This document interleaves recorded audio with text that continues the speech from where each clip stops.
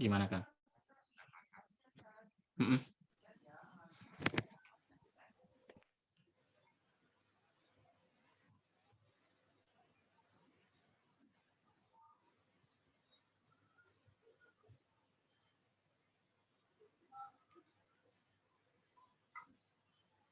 Selamat pagi Bapak Ibu Sobat Setban. Knowledge sharing Setban 1 dimulai dalam 3, 2, 1.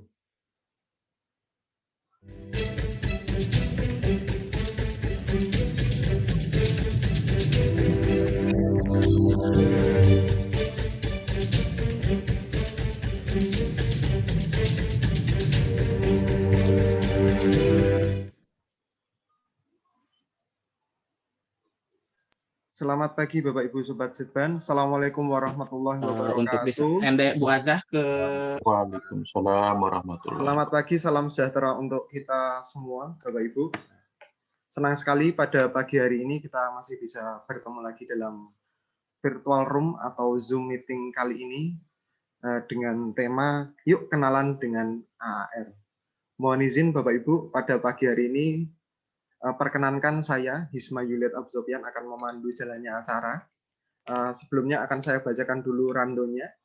Yang pertama, nanti ada sambutan dari Bapak Harmoni Siregar, kemudian ada penayangan video AAR, selanjutnya adalah sesi narasumber dilanjutkan dengan tanya jawab, dan terakhir adalah penutup. Untuk membuka sesi pada pagi hari ini, ada sebuah pantun Bapak Ibu, ikan teri dicampur kentang, kentang dimasak di atas wajan.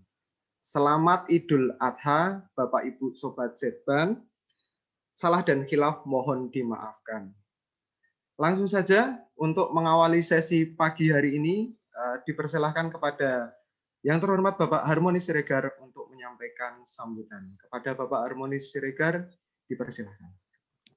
Baik, teman-teman, selamat pagi, salam sehat untuk kita semua. Pagi, Pak. Pagi, Pak. Pagi. Memang harus semangat juga menunjukkan ke siapa kita ya. Salam Sehki. Iya, harus selalu semangatnya harus tinggi selalu. Betul, Pak. Nah, jadi gitu juga dengan sekarang yang dalam forum ini kita memperkenalkan AAR ini. Jadi sebenarnya AAR ini merupakan bagian juga dari LO juga. Kemudian dari bagian itu juga nanti AAR ini telah disusun sedemikian rupa oleh tim dari BPPK Sekretariat Setban, ada Mas Aji, ada banyak nih, lupa aku namanya, Bilkis, Mbak Ida, ada juga Mas Amin, jadi semua dari Sekretariat Badan sudah disusun sedemikian rupa dan sudah juga pernah dilakukan, diterapkan di kita, dicoba dilaksanakan after action review ini oleh Mas Yudi. Kenapa ini? Tapi saya diperhatikan apa sih gunanya ini, menambah pekerjaan saja nih. Nah, inilah yang harus kita lihat. Apakah memang menambah pekerjaan ini? Atau jangan-jangan ada honornya? Atau bagaimana, mau diminta lagi honor ini?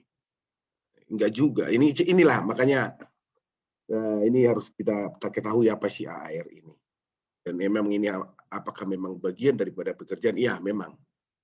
Harusnya bagian daripada pekerjaan. Mungkin sudah pernah kita melakukan melalui evaluasi ya. Tapi ini suatu metode yang lebih komprehensif lah. Jadi ini akan kita perkenalkan di seluruh unit di BPPK nanti. Kemudian dari konsep AAR yang telah disusun ini, pedomannya semua ini, nanti ini masih tahap untuk kita uji coba di sekretariat. Ada di masing-masing bagian, ada yang nanti akan ada memberi contoh minimal 2 lah. Di sekretariat sudah ada surat kami ke masing-masing bagian. Untuk kemudian seperti yang diharapkan oleh pimpinan kita, ini nanti akan disebar, disosialisasikan untuk seluruh unit kita yang ada di BPPK, yang kemudian di Kementerian Keuangan. Jadi itu mengenai KAR ini. Saya harap teman-teman bisa memahami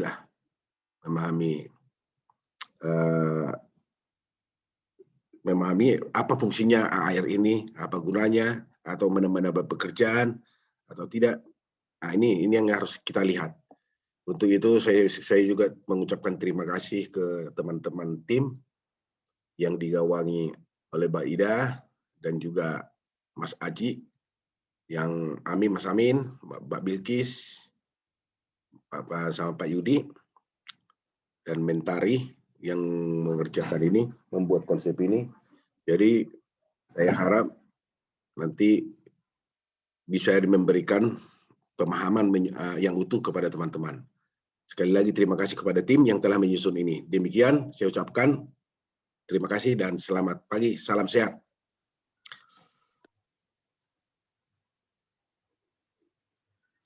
Terima kasih Pak Harmonis telah menyampaikan sambutan pada pagi hari ini terkait Knowledge Sharing Segmen 1 episode 11.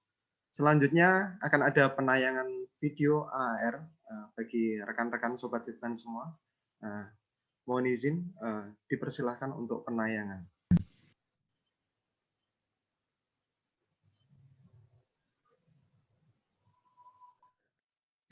Halo Sobat Pembelajar, yuk kita berkenalan dengan After Action Review atau yang disingkat dengan AAR. After Action Review atau AAR merupakan sebuah metode dalam bentuk diskusi terstruktur untuk mereview suatu kegiatan tim yang sedang berlangsung atau sudah berakhir, guna mengetahui penyebab utama keberhasilan dan kegagalan sebagai bentuk pembelajaran dalam rangka peningkatan kinerja organisasi. Kegiatan apa aja sih yang perlu dilakukan AAR? Pada dasarnya, kegiatan AAR dapat dilaksanakan pada hampir setiap kegiatan. Namun, organisasi seringkali menghadapi tantangan dalam menjalankan AAR, antara lain keterbatasan sumber daya manusia, lini masa, dan tantangan lainnya. Oleh karena itu, pelaksanaan AAR sebaiknya difokuskan pada kegiatan yang berulang, memiliki dampak signifikan bagi organisasi, dan menjadi prioritas organisasi. Organisasi pembelajar mengharuskan individu maupun tim untuk selalu mereview kinerja mereka dalam rangka melakukan perbaikan kualitas kinerja secara terus-menerus.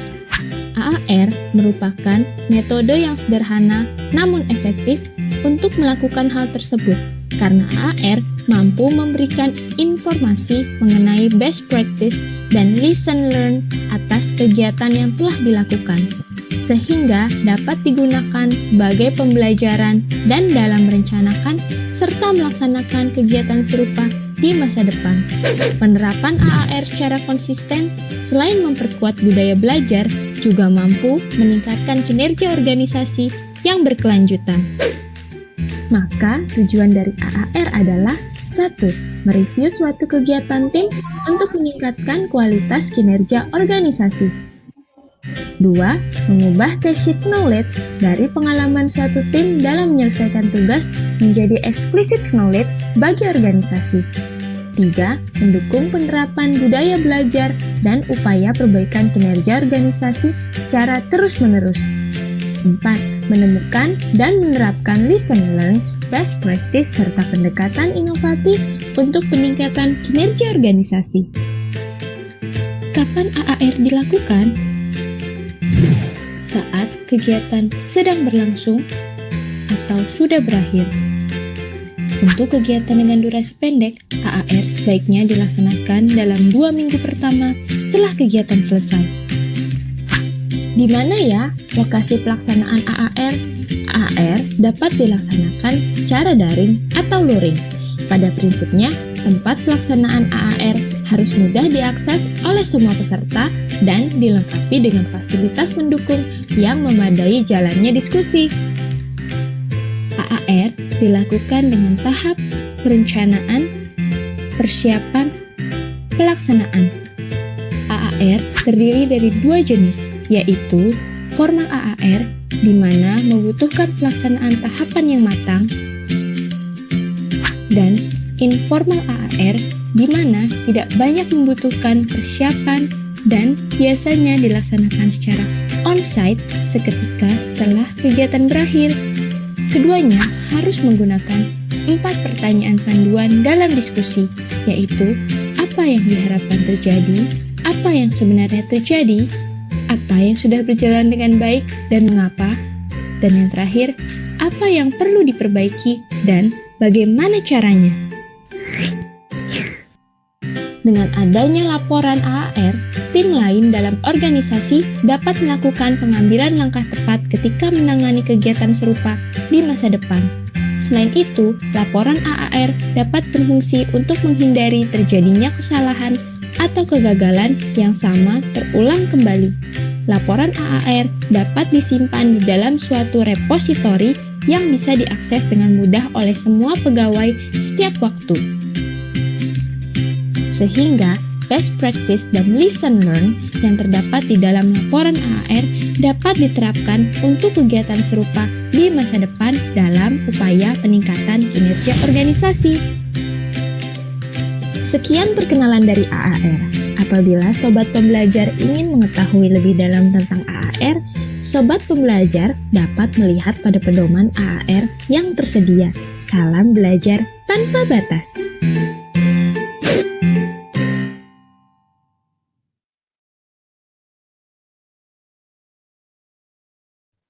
Ya Bapak Ibu, demikianlah video penayangan AAR sebagai pembuka untuk pengantar sesi ke narasumber. Nanti videonya bisa diakses setelah sesi ini berakhir juga di KLC 2 bisa Bapak Ibu akses. Nah, untuk lebih jelasnya kita akan mengundang para narasumber tentunya yang kompeten ya sebagai tim penyusun AAR khususnya di Setban, BPPK dan mungkin nanti di Kemenkeu. Langsung saja untuk sesi narasumber, kami persilahkan kepada Ibu Ida Maharani untuk menyampaikan pada sesi yang pertama. Kepada Ibu Ida dipersilahkan. Oke, bismillahirrahmanirrahim. Assalamualaikum warahmatullahi wabarakatuh. Waalaikumsalam warahmatullahi wabarakatuh. Oke, terima kasih Mas Isma atas kesempatannya ya. Kali ini nanti saya tidak sendiri ya, Bapak dan Ibu sekalian. Jadi nanti di sini ada beberapa tim AAR yang akan bergabung dalam acara sosialisasi ini. Jadi mohon maaf kami tidak bisa hadir semuanya ya, karena memang beberapa dari rekan kami ada yang sedang penugasan. Bahkan beberapa yang menjadi narsum di sini pun juga sedang double Zoom. Jadi mohon maaf tidak lengkap hadir semuanya. Nah, nanti di materi 1 saya sama dengan Mbak Bilkis ya, salah satu tim penyusun dari bagian TIK. Seperti itu. Oke, selamat pagi dan salam sejahtera untuk Bapak dan Ibu sekalian. Nah, mudah-mudahan Bapak dan Ibu sekalian di sini dalam keadaan sehat semuanya ya. Nah, kenapa sih tema kita ini yuk kenalan dengan AAR gitu ya? Karena seperti kata pepatah nih Bapak dan Ibu sekalian ya, bahwa tak kenal maka tak sayang. Begitu Pak Rusli. Ini di tampilan saya itu Pak Rusli yang betul, satu deretan dengan saya loh. Oh iya. Ya, terima kasih Bu. Bener ya Pak Rusli, tak kenal maka tak sayang. Nah, nanti kami berharap nih di kesempatan pagi ini ya Bapak dan Ibu sekalian dapat mengenal lebih dekat dengan AAR. Kenapa mengenal lebih dekat? Karena saya yakin nih beberapa dari Bapak dan Ibu sekalian itu sudah tahu, sudah mengenal dan sudah praktek mengenai AAR. Nah, ketika kita sudah kenal, nanti diharapkan akan timbul rasa sayang ya dari Bapak dan Ibu sekalian terhadap AAR. Nah, kalau sudah sayang kan tentunya Bapak dan Ibu sekalian nanti akan dengan ikhlas, dengan rela meluangkan waktunya untuk melakukan AAR. Jadi seperti yang disampaikan Pak Harmonis nanti ya mudah-mudahan AAR ini bukanlah sesuatu yang yang menambahi pekerjaan, tapi nanti justru ini akan menjadi suatu bagian dari suatu kegiatan yang kita laksanakan untuk perbaikan kinerja kita. Jadi kalau AAR ini ya ibaratnya itu kalau seperti pasangan gitu ya. Seorang pasangan ini ketika akan mengakhiri harinya kan tidak lengkap ya Bapak Ibu sekalian ketika tidak mengucapkan good night gitu ya. Ketika sudah mengucapkan good night untuk mengakhiri hari kepada pasangannya, hari itu terasa lengkap gitu ya, komplit gitu. Nah, jadi Bapak dan Ibu sekalian nanti diharapkan nih setelah kegiatan ini Bapak dan Ibu sekalian akan melakukan AAR dalam setiap kegiatan yang dilakukan Bapak dan Ibu sekalian. Jadi nanti Bapak dan Ibu sekalian akan merasa bahwa suatu kegiatan itu belum lengkap atau belum dikatakan selesai ketika belum dilakukan AAR seperti itu. Nah, ini sebelum saya memulai materi, ini aja saya cerita sedikit dulu ya, seperti yang disampaikan Pak Harmonis tadi ya, bahwa untuk sosialisasi konsep AR ini memang diselenggarakan dalam rangka untuk mendukung pelaksanaan implementasi AAR di Setban, yang nantinya kita akan merencanakan untuk penerapan AR ini tidak hanya lingkup Setban, namun untuk lingkup BPPK secara keseluruhan.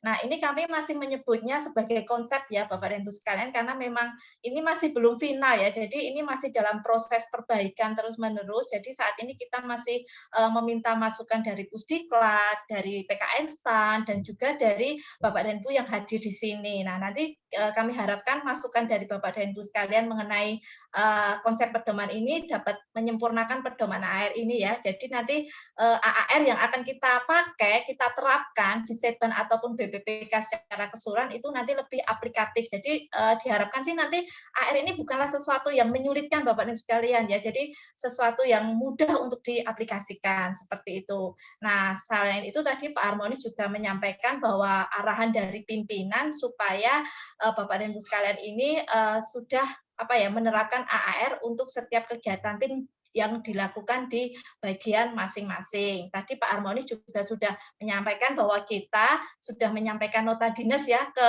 Bapak dan Ibu sekalian supaya bisa mengimplementasikan AR tersebut dan bisa menyampaikan contoh hasil dari AR berupa video rekamannya, kemudian berupa laporan AR-nya kepada kami ya, di link yang sudah kami sampaikan di nota dinas. Nah, nanti kumpulan video rekaman AR dan format laporan AR, dan format ya, laporan AR yang sudah dihasilkan Bapak sekalian nanti akan menjadi pelengkap lampiran di konsep pedoman yang akan kami sempurnakan ini.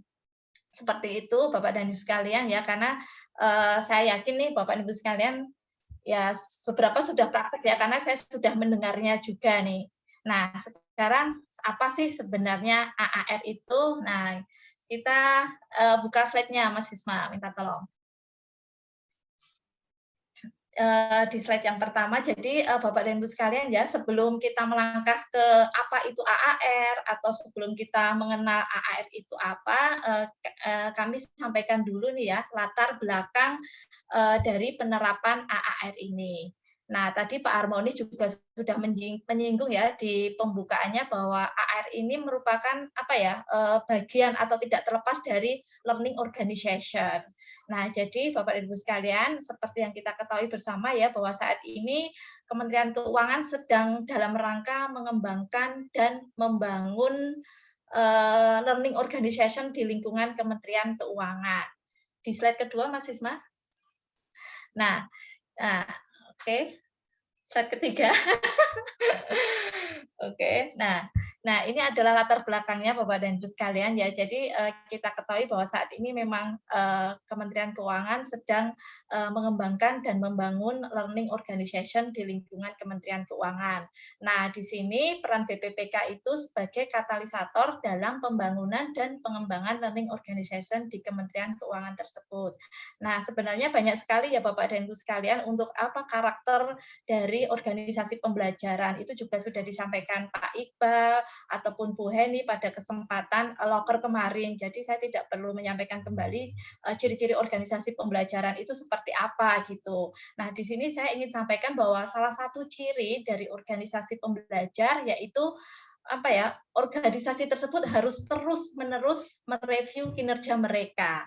Kenapa sih kita harus terus mereview kinerja kita? Ya, supaya kita bisa mengidentifikasi nih faktor-faktor penyebab utama keberhasilan dari kegiatan yang sudah kita lakukan, di mana nanti apa yang sudah berhasil itu bisa kita jadikan best practice dan bisa kita terapkan untuk kegiatan serupa di masa depan. Kemudian kenapa kita harus mereview? Ya, supaya kita bisa mengetahui penyebab utama dari kegagalan yang terjadi ketika kita menyelenggarakan suatu kegiatan tersebut. Nah, dari kegagalan tersebut kita bisa mengambil lesson learn-nya ya. Jadi nanti supaya kesalahan yang pernah kita lakukan pada kegiatan tertentu nanti tidak akan berulang kembali ke kegiatan yang sama di masa depan.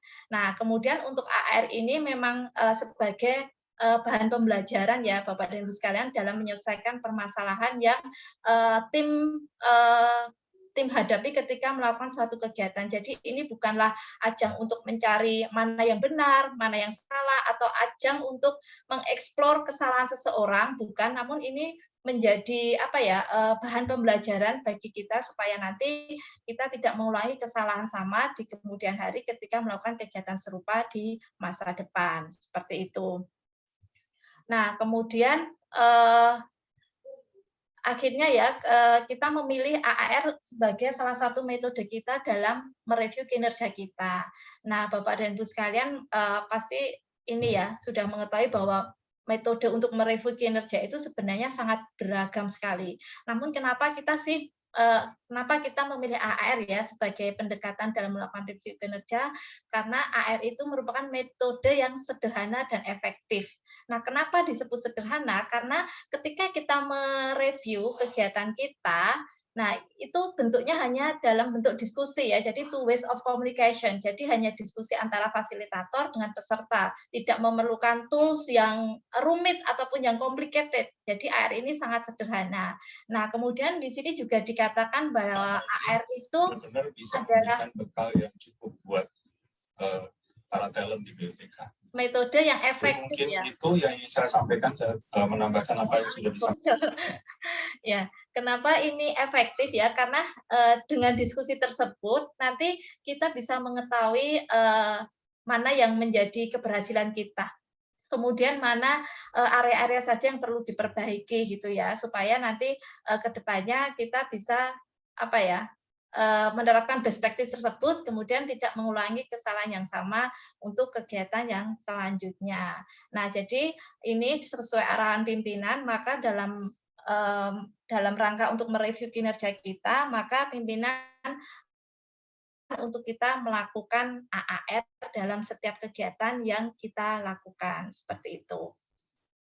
Nah, sebenarnya ya Bapak dan Ibu sekalian, kalau kita lihat ya budaya Kementerian Keuangan itu ada 5 ya. Jadi yang pertama itu adalah satu hari satu informasi. Kemudian yang kedua yaitu 2 menit sebelum acara. Kemudian yang ketiga ucapkan 3 salam setiap hari. Kemudian yang keempat itu PDCA ya, plan, do, check, act. Nah, untuk AAR ini relevan sekali dengan budaya Kementerian Keuangan yang keempat.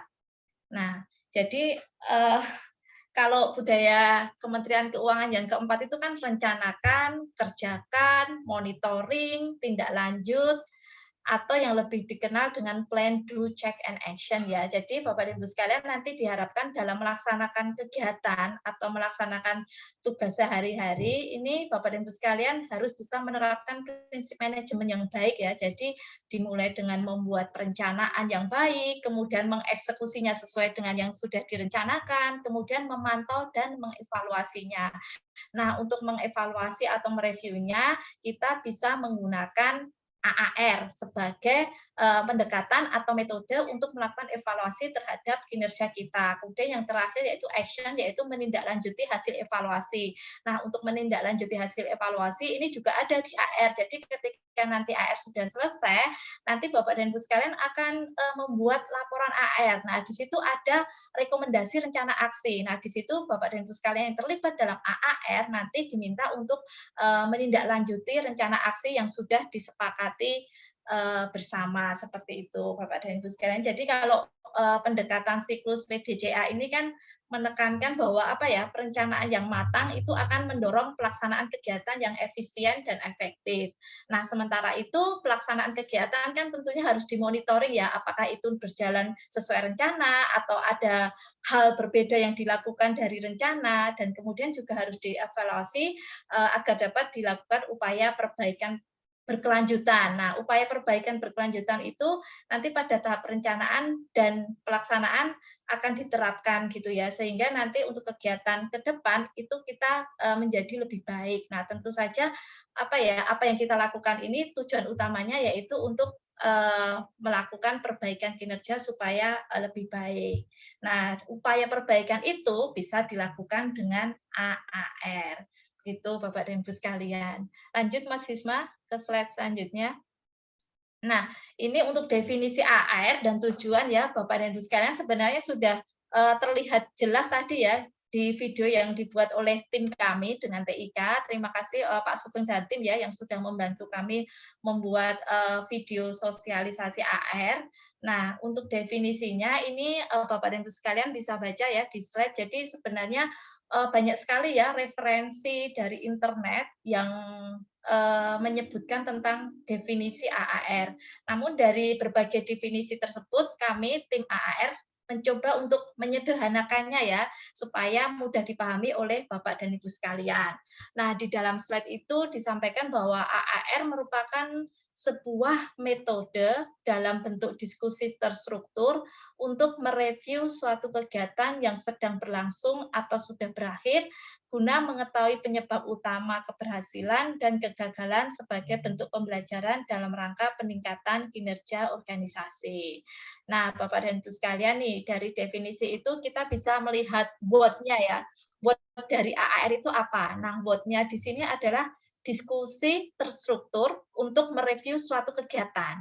Nah, jadi AAR ini bentuknya adalah diskusi. Nah, seperti yang kita ketahui Bapak dan Ibu sekalian bahwa diskusi itu tidak harus mutlak itu terdiri dari kelompok besar gitu ya. Jadi diskusi itu merupakan suatu interaksi komunikasi yang bisa terjadi antara dua orang atau secara kelompok gitu ya, di mana nanti tujuannya itu untuk membahas suatu tema atau topik tertentu sehingga menghasilkan suatu kesepakatan pendapat.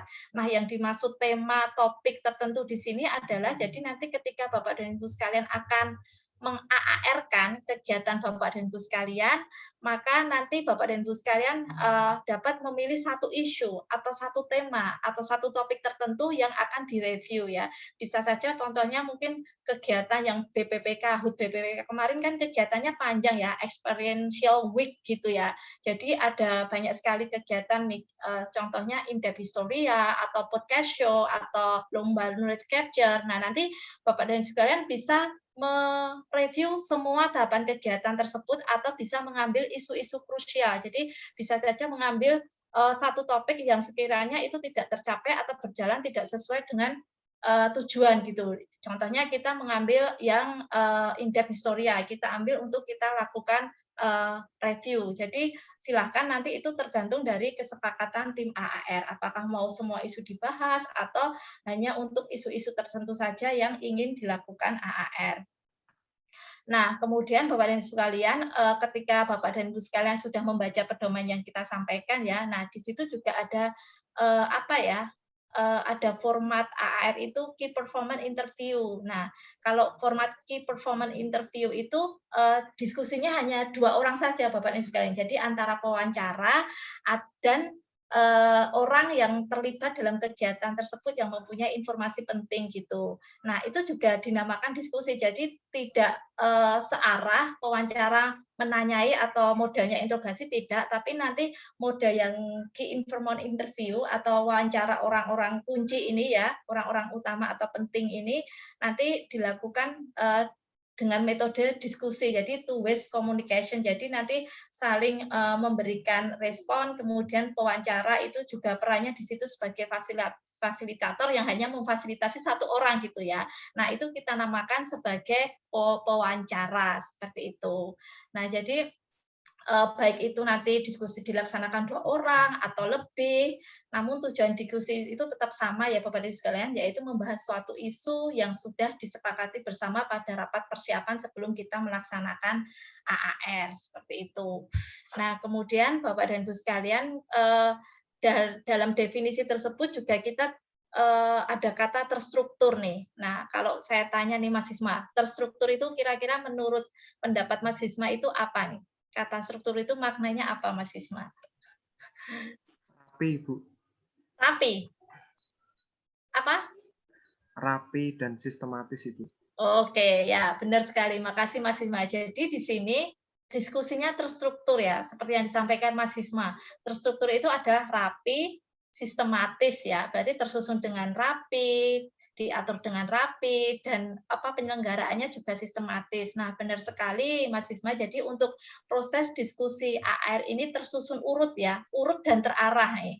Nah, urut dan terarah itu nanti kita mengacu kepada 4 pertanyaan utama nih. 4 pertanyaan utama tadi Bapak dan Ibu sekalian sudah saksikan di videonya ya. Jadi 4 pertanyaan utama nanti akan menjadi guidance dari fasilitator atau pewawancara dalam memandu diskusi. Nah, 4 pertanyaan itu yaitu apa yang diharapkan terjadi. Nah, ini adalah yang menjadi tujuan dari kegiatan Bapak dan Ibu sekalian. Kemudian apa yang sebenarnya terjadi, ini adalah realisasinya seperti apa, apakah berjalan sesuai rencana atau tidak sesuai rencana. Kemudian pertanyaan yang ketiga yaitu apa yang sudah berjalan baik dan mengapa. Nah, apa yang sudah berjalan baik yaitu untuk mengidentifikasi keberhasilan dan menemukan best practices untuk diterapkan di masa mendatang kayak gitu. Nah, pertanyaan yang keempat yaitu apa yang perlu diperbaiki dan bagaimana caranya. Nah, ini untuk pertanyaan keempat ini adalah menggali tentang area-area mana yang perlu ditingkatkan atau area-area mana yang perlu diperbaiki atau kegagalan atau kesalahan atau kekurangan atau keterlambatan apa yang terjadi dalam kegiatan tersebut gitu ya. Sehingga nanti bisa digunakan oleh tim lain ketika ingin melakukan kegiatan serupa supaya tidak terulang kembali. Seperti itu. Nah, kemudian kita masih ke definisi ya. Jadi dari definisi ini juga disebutkan ada when-nya. Jadi AR itu kapan sih digunakan ya? Jadi AR itu bisa digunakan ketika kegiatan itu sudah berakhir atau sedang berlangsung. Nah, Bapak dan Ibu sekalian, jadi AR ini tidak mutlak dilaksanakan ketika satu rangkaian kegiatan itu selesai ya.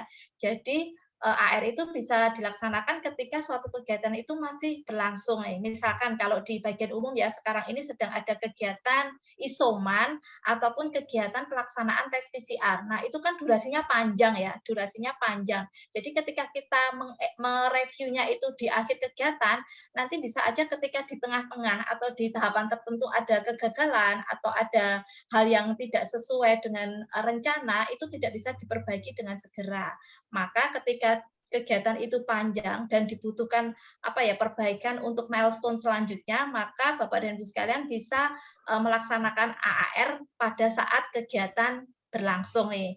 Contoh yang lainnya ya, untuk kegiatan yang durasi panjang itu contohnya kalau di Setban saat ini yaitu ZIWBK. Nah, ZIWBK ini kan durasinya lama ya, setahun. Kita mulainya dari tahun lalu sampai tahun ini masih berjalan, bahkan nanti sampai penilaian di bulan Agustus atau September itu kan durasinya lama ya. Nah, kalau kita mau melakukan AAR nanti sampai selesai penilaian, nanti kita tidak bisa memperbaiki tahapan yang harus kita lakukan selanjutnya, karena kan tahapannya panjang ya, mulai dari kita pengisian LKE, kemudian pemilihan responden dan pengisian responden. Nah, dari situ kita bisa melakukan AR pada setiap satu tahapan selesai. Contohnya untuk ZIWBK ya, ketika sudah selesai tahapan pengisian LKE, nanti kita lakukan AAR nih. Kira-kira apa sih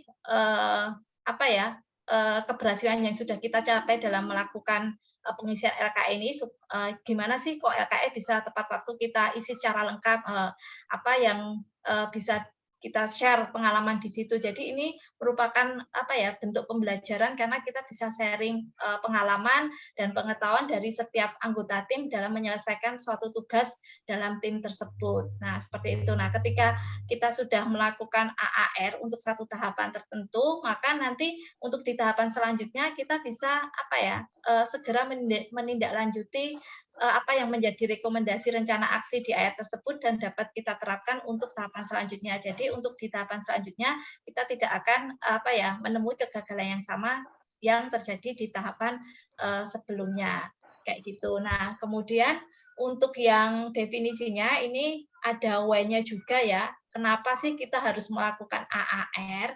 Nah, itu yaitu untuk mengetahui penyebab utama keberhasilan dan kegagalan sebagai bentuk pembelajaran dalam rangka peningkatan kinerja organisasi.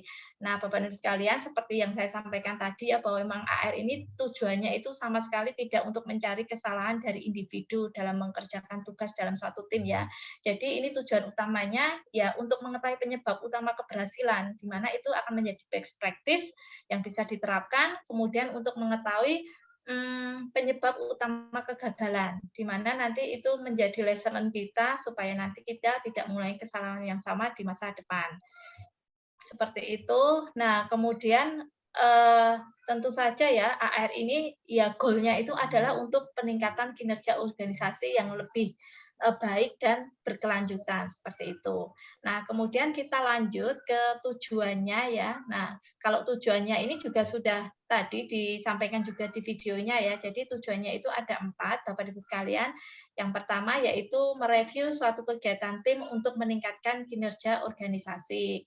Ini juga sudah saya sampaikan saat penjelasan mengenai definisi AR tadi ya. Jadi tujuannya ya untuk mengetahui keberhasilan, mengetahui penyebab utama keberhasilan dan kegagalan sebagai bentuk pembelajaran. Jadi kita tekankan di sini bahwa AR ini adalah sebagai bentuk pembelajaran kita dalam upaya untuk melakukan perbaikan terus-menerus untuk kinerja organisasi yang lebih baik.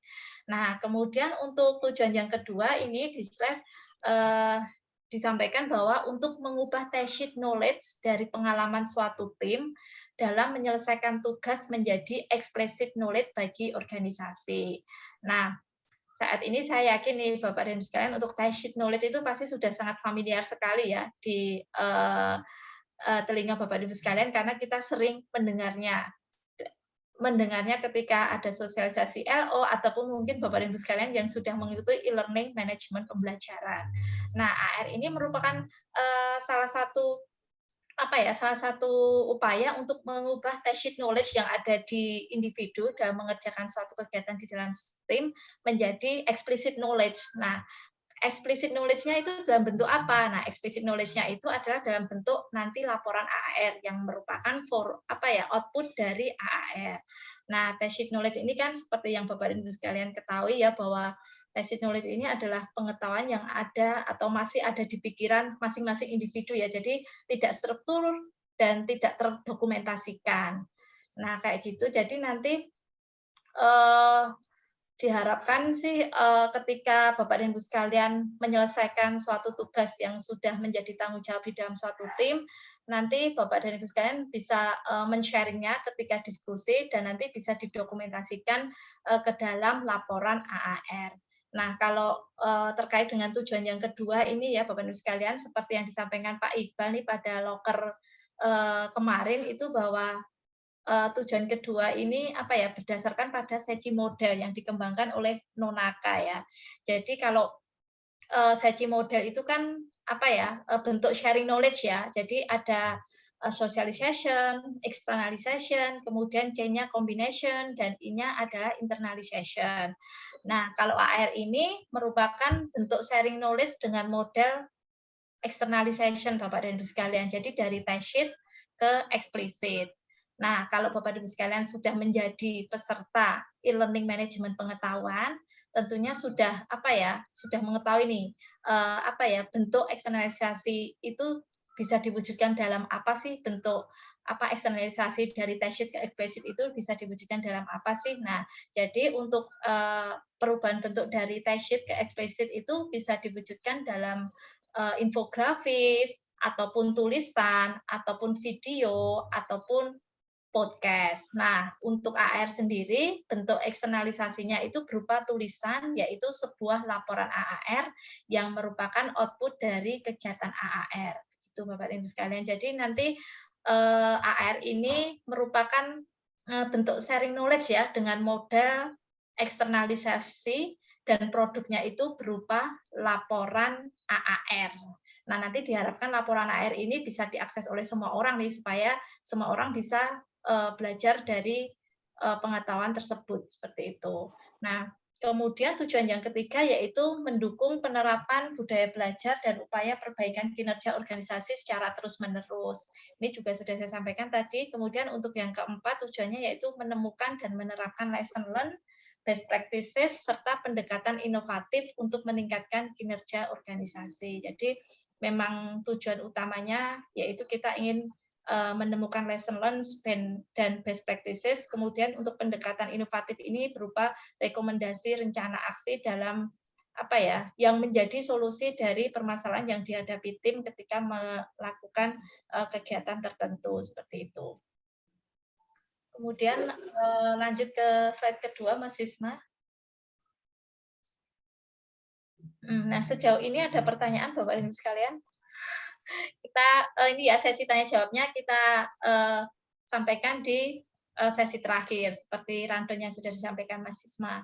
Untuk slide kedua, selanjutnya Mas Isma terkait dengan prinsip-prinsip AAR.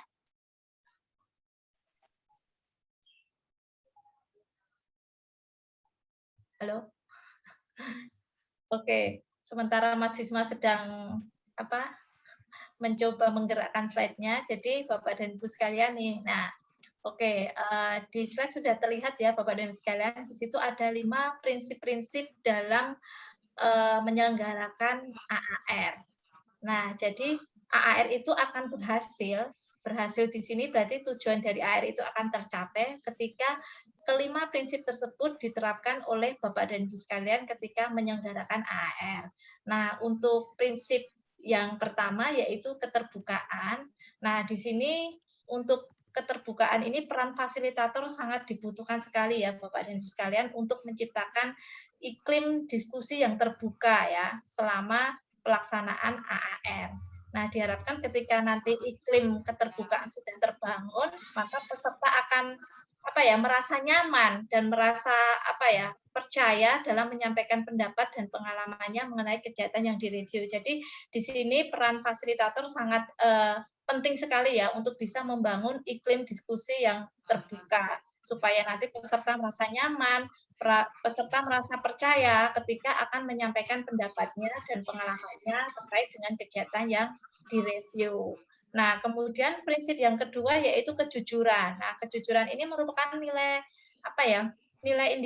indikator utama dari nilai integritas nih. Jadi AAR ini akan berhasil Bapak Ibu sekalian ketika semua peserta yang terlibat dalam diskusi mampu menceritakan pengalamannya secara jujur ya. Jadi secara jujur. Jadi ketika memang ada yang tidak sesuai atau ada yang menyimpang dari rencana, nanti peserta harus menyampaikannya dengan jujur gitu. Jadi nanti di awal diskusi AR nanti fasilitator juga bisa menyampaikan bahwa menekankan kembali bahwa di sini bukan ajang untuk mencari kesalahan, tapi di sini ajang untuk media pembelajaran. Jadi peserta jangan merasa tertekan atau merasa terintimidasi ketika akan menyampaikan sesuatu yang jujur namun itu menyinggung anggota tim lain. Jadi itu mohon tidak menjadi pertimbangan Bapak dan Ibu sekalian ketika akan menjadi peserta AR. Jadi nanti mohon untuk bisa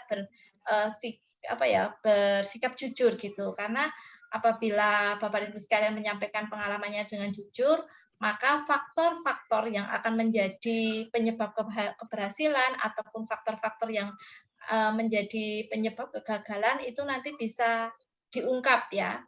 Nah, sehingga nanti fasilitator itu nanti bisa menyimpulkan dan menemukan lesson learned dan best practices gitu, seperti itu. Nah, kemudian untuk prinsip ketiga yaitu objektivitas ya. Nah, ini juga yang harus objektif itu bukan hanya peserta ya, namun juga fasilitator atau pewawancara. Nah, jadi selama diskusi ini fasilitator ataupun pewawancara itu harus bisa bersikap objektif dan netral. Jadi tidak memihak pada satu pendapat tertentu gitu. Nah, jadi di sini fasilitator harus berperan untuk mengarahkan diskusi dengan baik, kemudian harus bisa menggali jawaban dari 4 pertanyaan utama tadi tanpa memihak kepada suatu pendapat tertentu. Nah, kalau dari sisi peserta ya, jadi peserta nanti ketika melakukan diskusi AR juga harus bisa menyampaikan data dan pendapat yang objektif mengenai apa yang sebenarnya terjadi selama kegiatan tanpa adanya saling menyalahkan atau saling menghakimi seperti itu.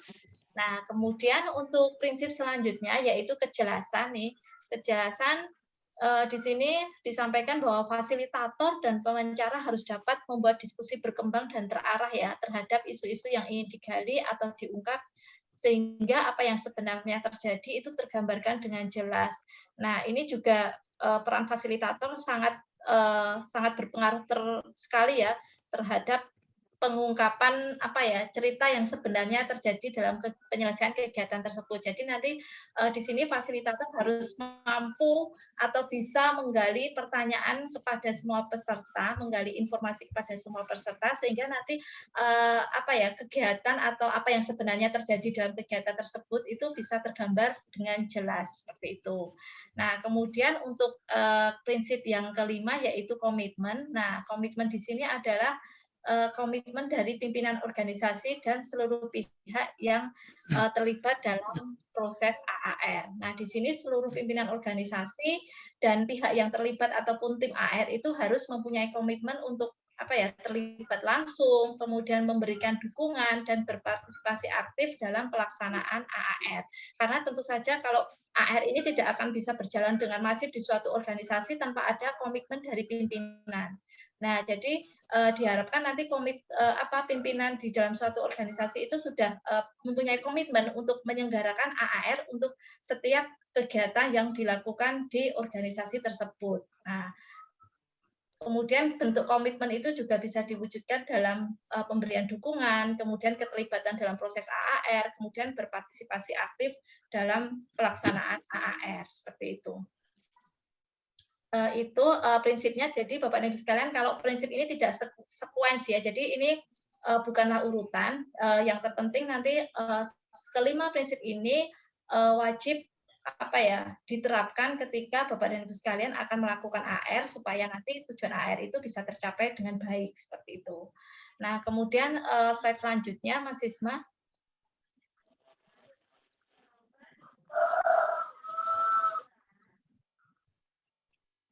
Oke, dari sini selanjutnya Mas Isma. Maaf, sepertinya ini Mas Isma sedang berkendala nih. Oke, saya coba buka slide. Oke. Untuk slide selanjutnya itu terkait dengan jenis-jenis AAR ya Bapak dan Ibu sekalian. Tadi di video juga sudah disampaikan. Nah, oke, makasih Mas Isma, bahwa AAR itu ada dua jenis, yaitu formal AAR dan informal AAR. Nah, keduanya sama-sama menggunakan 4 pertanyaan utama tersebut, Bapak Ibu sekalian, sebagai panduan dalam melaksanakan diskusi. Nah, untuk jenis yang pertama yaitu formal AAR. Nah, formal AAR itu digunakan untuk mereview kegiatan dengan ruang lingkup yang luas dan durasi yang panjang. Nah, tadi saya sampaikan untuk kegiatan dengan ruang lingkup yang luas dan durasi yang lama itu contohnya adalah ZIBPK, ataupun pelaksanaan isoman, ataupun pelaksanaan tes PCR, ataupun pelaksanaan HUT BPPK. Nah, itu bisa kita menggunakan formal AAR. Nah, untuk formal AAR ini tentunya membutuhkan persiapan yang matang dan sumber daya yang lebih banyak. Nah, kenapa persiapannya lebih matang? Karena kita harus mengkonfirmasi kehadiran untuk semua peserta untuk terlibat dalam AAR, karena di dalam suatu, mungkin di kegiatan terakhir, contoh ya HUT BPPK, contohnya kita ambil yang kegiatan HUT BPPK aja. Nah, di situ kan kegiatannya kan durasinya panjang dan ada tahapan-tahapan kegiatan yang berdiri sendiri. Nah, untuk di akhir kegiatan HUT BPPK kan tentunya semua panitia tidak berada di dalam ruangan yang sama gitu ya. Contoh mungkin yang terakhir itu yang Love Story BPPK. Nah, untuk yang berada di panitia yang berada di Love Story BPPK kan hanya panitia yang menjadi PSI dari kegiatan Love Story BPPK. Sedangkan untuk yang kegiatan In-Depth Historia ataupun lomba Knowledge Catcher itu kemungkinan tidak berada di dalam satu kegiatan yang terakhir itu. Jadi tidak bisa diselenggarakan secara langsung, on-site, spontanitas gitu. Jadi tentunya dibutuhkan persiapan yang lebih matang di sini, maksudnya kita harus berkoordinasi dulu dengan panitia yang lain terkait dengan ke-available-nya mereka untuk melakukan AAR, seperti itu. Jadi untuk kegiatan yang durasi lama ataupun ruang lingkup yang luas itu tidak bisa dilaksanakan secara spontan atau informal AAR. Itu karena dikhawatirkan nanti ketika spontan itu kita tidak bisa menghadirkan semua anggota tim yang terlibat seperti itu. Nah, Bapak dan Ibu sekalian nih, di pedoman juga sudah disampaikan ya, untuk yang format AAR itu ada 2 format, yaitu working group AAR dan key informant interview AAR.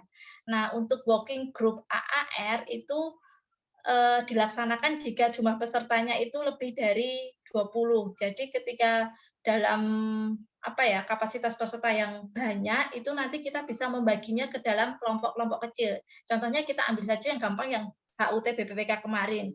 Katakanlah HUT BPPK kemarin ada 5 kegiatan gitu ya, dan panitianya itu berjumlah besar, lebih dari 20 karena melibatkan dari beberapa satker di BPPK. Nah, supaya nanti diskusinya berjalan dengan efektif, bisa kita membuat satu kelompok kecil. Jadi contohnya kelompok 1, anggotanya 5 orang, nanti akan membahas tentang tahapan kegiatan yang in-depth historia. Kemudian kelompok 2 nanti akan mendiskusikan terkait dengan tahapan yang love story BPPK dan seterusnya. Nah, dari format working group AR itu nanti setiap kelompok kecil harus ada satu fasilitator dan harus ada satu notulis, di mana nanti notulis berperan untuk merekam proses diskusi tersebut dan mencatat hasil dari diskusi tersebut. Nah, ketika semua kelompok-kelompok kecil itu sudah ditetapkan untuk membahas isu-isu tertentu dan sudah ada kesepakatan di tiap-tiap kelompok, nanti semua fasilitator itu akan dikumpulkan dan dipimpin oleh fasilitator utama ya. Jadi nanti akan diadakan diskusi pleno nih. Diskusi pleno yang dihadiri oleh beberapa fasilitator. Nah, diskusi pleno ini bertujuan untuk menghasilkan kesepakatan bersama dan untuk memvalidasi rekomendasi rencana aksi dari tiap kelompok kerja kecil-kecil tadi, sehingga akan diperoleh kesepakatan bersama. Nah, contoh yang lainnya itu mungkin ketika pendampingan Setban terkait dengan pembangunan ZIBBK di beberapa satker. Itu kan kalau tahun ini kan ada Setban, ada Cimahi, ada Pusdikat AP. Nah, ini bisa kita laksanakan AR dengan format working group AAR. Jadi nanti setiap fasilitator akan mengampu satu kelompok kecil, mungkin kelompok yang di Setban, kelompok di BDK Cimahi, kelompok di AP. Nah, kemudian nanti setelah selesai baru akan dilakukan diskusi pleno untuk menghasilkan kesepakatan bersama dan memfasilitasi rekomendasi dari hasil diskusi tiap kelompok kecil-kecil tersebut. Nah, kemudian untuk yang format kedua, yaitu yang key informant interview, ini bentuknya wawancara Bapak Ibu sekalian, jadi ini sifatnya rahasia ya, Ci. Jadi kita menggunakan format ini ketika memang informasi itu tidak bisa diungkap secara umum ya, dan ketika format working group itu bisa tidak bisa mendatangkan umpan balik yang jujur dari masing-masing peserta. Jadi ketika nanti umpan balik yang jujur dan terbuka dari peserta itu sulit didapatkan ketika dilakukan working group AAR atau format AR dengan diskusi semua peserta gitu ya, diskusi yang melibatkan semua peserta, maka kita bisa mengambil format key informant interview. Nah, ini contohnya kalau di kita mungkin proses mutasi gitu ya, mungkin bagian kepegawaian ingin mereview terkait dengan proses mutasi yang sudah dilakukan gitu. Nah, ini kan mungkin datanya ada yang data-data konfidensial, kemudian ketika nanti dikumpulkan dalam satu kelompok, mungkin individu itu akan enggan untuk berbicara jujur atau terbuka. Nah, jadi ini bisa dilakukan dengan key informant interview. Nah, untuk interviewnya itu bisa aja satu pewawancara akan mewawancarai beberapa orang penting yang terlibat yang mempunyai informasi penting, atau bisa saja satu orang itu dihandle satu pewawancara. Jadi ini pewawancara yang dibutuhkan itu tergantung dari kesepakatan dari tim AAR, mau seperti apa, mau satu orang satu pewawancara atau satu pewawancara untuk semua key informants, itu nanti silahkan seperti itu.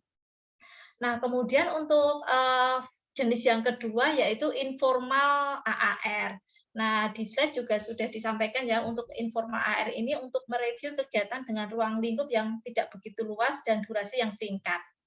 Nah, untuk informal AR membutuhkan persiapan dan sumber daya yang lebih sedikit. Nah, biasanya informal AR itu dilaksanakan secara on-site. Nah, contohnya ya, contoh untuk informal AR ini bisa saja kita ambil kegiatan ini nih, kegiatan Setban 1. Nah, ini kan durasinya pendek, kemudian ruang lingkupnya tidak luas ya, hanya melibatkan satu Setban. Kemudian juga kepanitiaannya juga sedikit. Nah, untuk Setban 1 ini bisa kita lakukan AAR dengan jenis informal AAR. Nah, karena untuk panitianya sepertinya sudah ada di link yang sama saat ini ya. Jadi semua anggota tim yang terlibat dalam Setban 1 ini sudah berada di suatu tempat yang sama di Zoom ini. Jadi nanti setelah Setban 1 selesai, nanti bisa aja Mas Risma untuk meminta semua panitia yang terlibat dalam Setban 1 ini untuk tinggal di room untuk melakukan review, untuk melakukan informal AAR. Nah, ini dinamakan onsite ya, meskipun onsite-nya itu daring. Jadi baik formal AAR maupun informal AAR itu bisa dilakukan dengan daring ataupun luring. Jadi melihat kondisi ya. Kalau pandemi seperti ini kan sangat tidak memungkinkan ya untuk dilaksanakan secara daring karena nanti kita akan mengumpulkan banyak orang di satu tempat seperti itu. Jadi bisa dilaksanakan secara daring yang intinya itu apa ya? Kita menyiapkan platform yang itu mudah diakses oleh semua panitia yang terlibat dalam AAR tersebut. Jadi gunakanlah platform yang familiar dan mudah diakses. Kalaupun itu dilaksanakan secara rolling, nanti juga mohon untuk bisa memilih tempat yang itu mudah diakses. Contohnya nih mungkin kalau kita ingin melakukan apa ya, melakukan AAR terkait dengan kegiatan tes PCR gitu ya. Kita bisa ngambil tempatnya itu di Setban ya, karena semua orang bisa menjangkau ke situ. Jangan kita milih tempat yang jauh, mungkin di Bogor ya, karena mungkin ada keterlibatan orang dari Pusikat AP dalam kegiatan tersebut. Jadi sebisa mungkin carilah tempat yang itu mudah diakses oleh semua peserta. Nah, yang perlu saya tekankan di sini bahwa baik formal AAR maupun informal AAR itu membutuhkan fasilitator. Jadi dua-duanya sama-sama membutuhkan fasilitator dan dua-duanya juga sama-sama menggunakan 4 pertanyaan utama dalam memandu diskusi. Nah, jadi Bapak dan Ibu sekalian, kalau di pedoman itu juga disampaikan ya bahwa untuk format AAR ini bukanlah sesuatu yang kaku Bapak dan Ibu sekalian. Jadi senyamannya Bapak dan Ibu sekalian dan apa ya, ini disesuaikan dengan budaya dan praktek yang berlaku di dalam organisasi tersebut. Jadi ketika budaya di organisasi tersebut itu memang biasanya mengadakan informal AAR, silahkan nanti pilih informal AAR. Tapi ketika memang praktek yang terjadi di unit organisasi Bapak dan Ibu sekalian itu biasanya formal AAR, silahkan. Jadi apapun jenis atau formatnya yang diambil, namun tujuan utamanya itu tetap sama, yaitu kita ingin mengidentifikasi lesson learned, best practices, dan inovasi-inovasi supaya nanti bisa kita gunakan untuk penyelenggaraan kegiatan serupa di masa depan. Seperti itu. Oke, kemudian lanjut ke slide selanjutnya. Nah, ini adalah pertanyaan utama ya Bapak dan Ibu sekalian. Ini bisa di-skip aja Mas Isma karena tadi saya sudah sampaikan di awal ya dan sudah ada di video juga. Jadi ini 4 pertanyaan utama yang nanti akan menjadi guidance fasilitator ataupun pewawancara dalam melakukan diskusi AAR. Oke, lanjut Mas Isma. Nah, kemudian untuk tim AAR-nya ini Bapak dan Ibu sekalian, nah kita ada ketua tim, kemudian ada fasilitator atau pewawancara, timekeeper, penyusun laporan, dan notulis. Nah, untuk ketua tim ini bertanggung jawab untuk merencanakan, melaksanakan, dan memantau tindak lanjut AAR. Nah, untuk ketua tim ini biasanya juga diambil dari penanggung jawab kegiatan. Bisa saja Bapak dan Ibu sekalian, ketua tim itu merangkap sebagai fasilitator, itu bisa saja, atau mungkin ketua tim merangkap sebagai penanggung jawab kegiatan. Itu sangat dimungkinkan sekali ketika terjadi keterbatasan sumber daya manusia. Dan juga di sini ada notulis ataupun penyusun laporan ya Bapak dan Ibu sekalian. Nah, ini juga perannya bisa apa ya? Bisa double peran gitu. Contohnya notulis AAR nanti bisa juga berperan sebagai penyusun laporan AAR. Nah, kenapa kita ada ada job khusus penyusun laporan? Karena nanti ketika di working group AAR itu kan notulisnya banyak ya sesuai dengan jumlah kelompok. Nah, dari hasil catatan not tulis itu dikumpulkan dan nanti yang merangkum itu adalah penyusun laporannya untuk menjadi laporan AR. Nah, bisa saja penyusun laporan dari working group AR itu adalah salah satu not tulis yang ada di grup tersebut. Seperti itu. Oke, di sini fasilitator ini merupakan pemimpin diskusi ya Bapak Ibu sekalian. Jadi fasilitator itu bisa berasal dari eksternal di sini berarti orang lain yang tidak terlibat dalam kegiatan tersebut atau bukan menjadi panitia dari kegiatan tersebut atau anggota tim kegiatan yang sudah ditunjuk sebelumnya. Nah, jadi bisa aja ketika penanggung jawab itu melakukan kegiatan, penanggung jawab kegiatan tersebut itu sudah merencanakan bahwa nanti akan ada AR setelah kegiatan ini selesai dan sudah menentukan nanti Mas Isma nih yang akan menjadi fasilitator dalam segmen 1. Contohnya seperti itu. Jadi bisa aja anggota tim ditunjuk menjadi fasilitator seperti itu. Oke. Kalau saran saya sih sebaiknya fasilitator bisa berasal dari internal ya supaya kita tidak repot gitu dan membuat AR itu menjadi simpel ketika resource internal kita sudah bisa berperan sebagai fasilitator seperti itu. Oke, lanjut Mas Isma. Nah, ini lanjut di slide 10. Ini nanti untuk peran fasilitator akan disampaikan oleh Mbak Bilkis ya. Nah, kemudian ini, untuk tahapan AR itu ada 3, Bapak Ibu sekalian ya. Tahapan utamanya itu ada perencanaan, ada persiapan, ada pelaksanaan. Nah, di tahapan perencanaan itu meliputi menentukan kegiatan yang akan direview. Di video tadi juga sudah disampaikan ya Bapak Ibu sekalian bahwa sebenarnya pada prinsipnya itu semua kegiatan itu bisa dilakukan AR. Namun karena keterbatasan sumber daya ya, maka nanti pimpinan harus dapat nih memfokuskan pelaksanaan AR pada kegiatan yang berulang atau kegiatan yang mempunyai dampak bagi organisasi atau kegiatan yang menjadi prioritas organisasi. Nah, seperti itu. Kemudian menentukan peserta AR. Nah, untuk peserta AR ini nanti tugasnya ketua tim nih, kira-kira siapa sih peserta yang harus hadir gitu ya, siapa sih peserta atau anggota tim yang harus hadir dalam AR tersebut, seperti itu.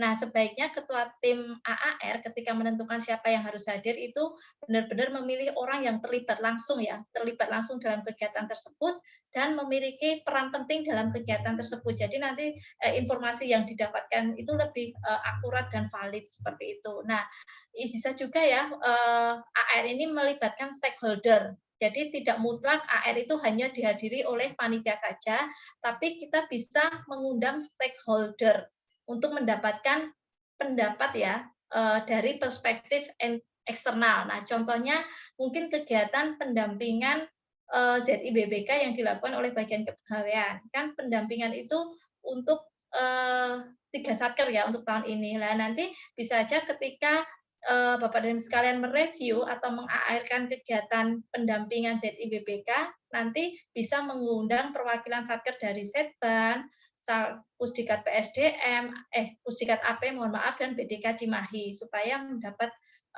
mendapatkan umpan balik dari perspektif internal seperti itu. Jadi intinya sih ketua tim itu harus bisa memilih sebanyak mungkin peserta yang sesuai ya. Saya bilang di sini sesuai, jadi bukan sebanyak peserta namun tidak sesuai. Jadi sebanyak mungkin peserta yang sesuai untuk mereview kegiatan tersebut. Nah, sesuai di sini adalah yang terlibat langsung dan mempunyai informasi penting terhadap kegiatan tersebut.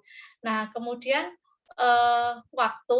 menentukan waktu itu sudah disampaikan ya bahwa ada setelah berakhir bisa ataupun selama kegiatan berlangsung juga bisa. Namun AR ini sebaiknya ya dilaksanakan paling lambat itu 2 minggu setelah kegiatan selesai. Jadi ketika AR dilaksanakan setelah kegiatan berakhir, maka Bapak Ibu sekalian harus memutuskan atau menetapkan waktunya itu paling lambat setelah 2 minggu kegiatan selesai. Nah, ini supaya umpan balik dari peserta itu lebih akurat seperti itu, karena daya ingat peserta itu masih fresh gitu ya terhadap kegiatan yang sudah dilakukan. Nah, untuk waktunya juga fleksibel, tergantung dari jumlah peserta dan isu yang dibahas gitu. Kemudian untuk tempatnya juga tadi sudah disampaikan ya bisa daring atau luring, yang penting itu mudah diakses. Kemudian melibatkan pimpinan, ini dukungan pimpinan organisasi ini berperan penting banget Bapak dan Ibu sekalian dalam kesuksesan pelaksanaan AR. Oke, langsung ke yang persiapan ya. Kalau untuk persiapan itu tadi ya membentuk tim AAR, ini tugasnya penanggung jawab ya. Kemudian menyampaikan tugasnya dan tanggung jawab tim anggota tim, kemudian melakukan koordinasi pelaksanaan AR dengan semua anggota tim AR. Nah, koordinasi ini bisa dilakukan sebelum AR dilaksanakan. Seperti itu. Itu saja Mas Isma, ternyata waktunya udah hampir habis. Oke, selanjutnya untuk Mbak Bilkis, saya ini serahkan terkait dengan peran fasilitator.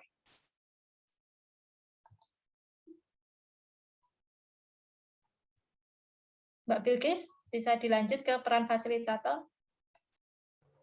Iya, Bu. Mungkin Mas Hisma bisa dibantu untuk menayangkan slide-nya, Mas.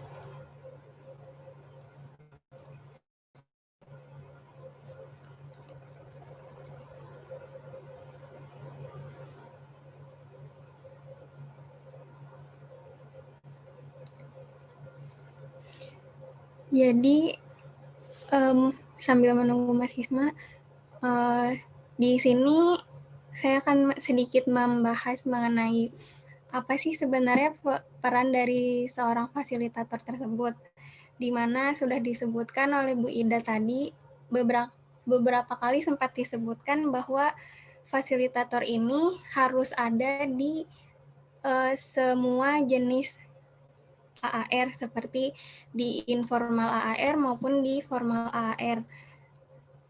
Nah, di sini fasilitator merupakan pemimpin dan pemandu diskusi AAR. Jadi, seorang fasilitator mempunyai tugas untuk memfasilitasi diskusi serta memandu jalannya diskusi AAR agar tujuan dari diskusi tersebut bisa tercapai. Kemudian, pemilihan dari fasilitator itu bisa diambil atau bisa ditunjuk dari salah satu anggota tim kegiatan yang akan direview atau dari pihak eksternal atau orang di luar anggota tim kegiatan, seperti yang sudah disebutkan oleh Bu Ida. Namun perlu ditekankan bahwa jika fasilitator diambil dari luar anggota tim, maka fasilitator harus mengetahui bagaimana alur pelaksanaan AAR serta setidaknya memiliki informasi mengenai kegiatan yang akan direview, karena fasilitator memiliki peran penting dalam pelaksanaan AAR agar keberhasilan AAR bisa tercapai. Kemudian, syarat dari seorang fasilitator sendiri diantaranya harus memiliki beberapa kemampuan, seperti pertama, kemampuan mendengarkan. Kemampuan mendengarkan ini harus dimiliki fasilitator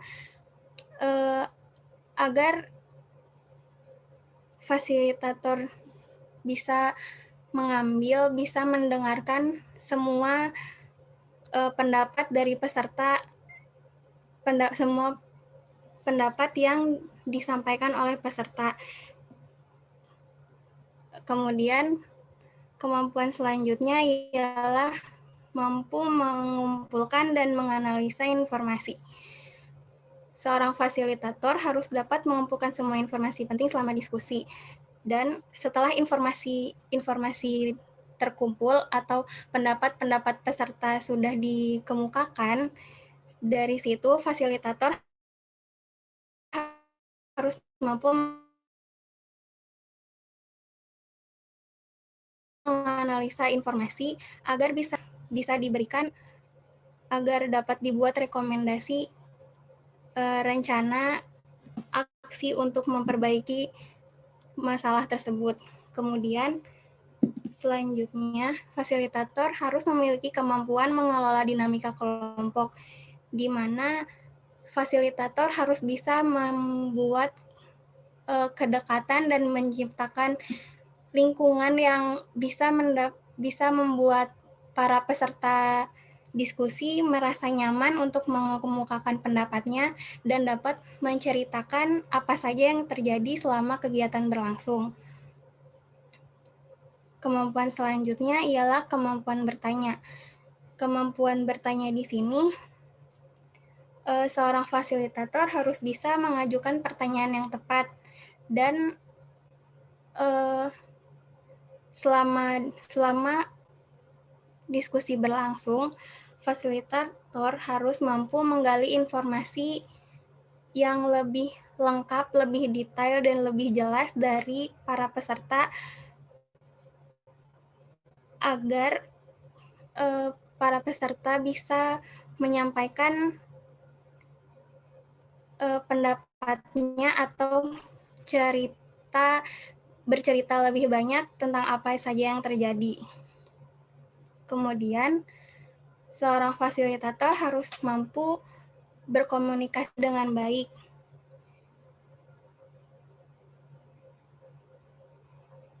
Mungkin itu sedikit penjelasan dari peran seorang fasilitator. Kemudian selanjutnya kita akan membahas mengenai pelaksanaan diskusi AR itu sendiri. Yang mungkin bisa dijelaskan bagaimana pelaksanaannya oleh Pak Yudi.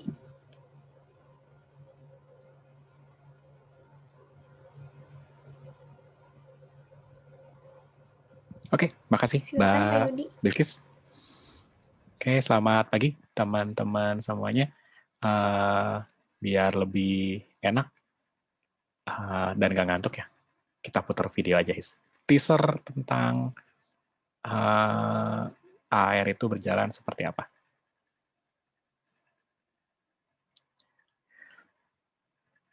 Si aman kan, teman-teman? Waduh, Pak Leman.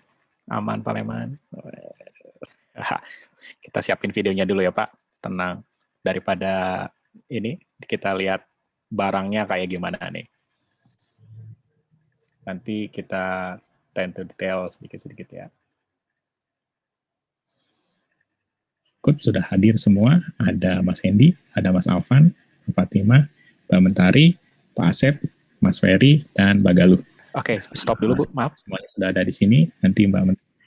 Oke, yang pertama, fasilitator harus mengetahui siapa saja yang akan datang di kegiatan AR tersebut. Seperti yang tadi saya bilang, ini semacam kayak agak ngabsen dikit ya, terkait dengan ini orangnya udah ada semua belum, dan juga nanti akan dijelaskan terkait dengan peran dari masing-masing orang yang ada di rapat AR-nya. Ini rapat AR terkait dengan isoman penderita positif COVID di PHRD. Oke, Bu, next lagi. Tari akan mencatat beberapa ini dan juga menjadi timekeeper kita dalam kegiatan ini. Baik, yang pertama kita akan coba menggali dulu ya. Kita akan buat kegiatannya secara sesuai dengan working sheet yang udah saya berikan ke teman-teman. Oke, stop lagi Bu, maaf. Nah, yang tadi saya bilang, working sheet yang sudah saya sampaikan ke teman-teman. Berarti kegiatan ini bukan kegiatan yang orang begitu ngumpul, langsung kumpulin idenya semua gitu, enggak. Jadi sudah ada bahan yang terlebih dulu yang disampaikan ke orang-orang yang akan ikut ke sana. Jadi sebelumnya sudah dibaca dulu, atau mungkin mau baca di tempat ya tidak apa-apa, tapi minimal dia bisa lihat contekannya dari laptopnya masing-masing, dan lain sebagainya. Jadi ketika proses pelaksanaannya, semua orang sudah punya bahan, dan langsung bisa di sharing bersama-sama. Di sini juga terlihat catatan yang bisa dilihat oleh semua peserta yang ada di rapat yang ditayangkan via Zoom seperti berikut. Izin Bu, lanjut lagi.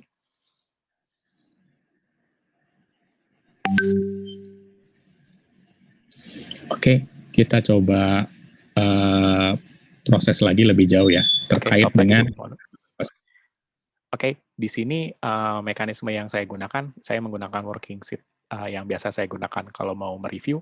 Yang pertama, pastikan dulu teman-teman tuh tahu apa yang akan di AR-kan. Kayak yang pertama, saya selalu suka bikin based on chronological gitu ya. Jadi kegiatannya apa dulu, jelas, sub kegiatannya apa, output-nya nanti mau apa, dan PIC-nya siapa. Jadi ada kejelasan di antara tim pekerjaan yang dilakukan oleh tim ini sudah jelas semua, dan langsung kita akan bisa menanyakan diskusinya lebih terarah nanti ke depannya. Next lagi, Ibu, silakan.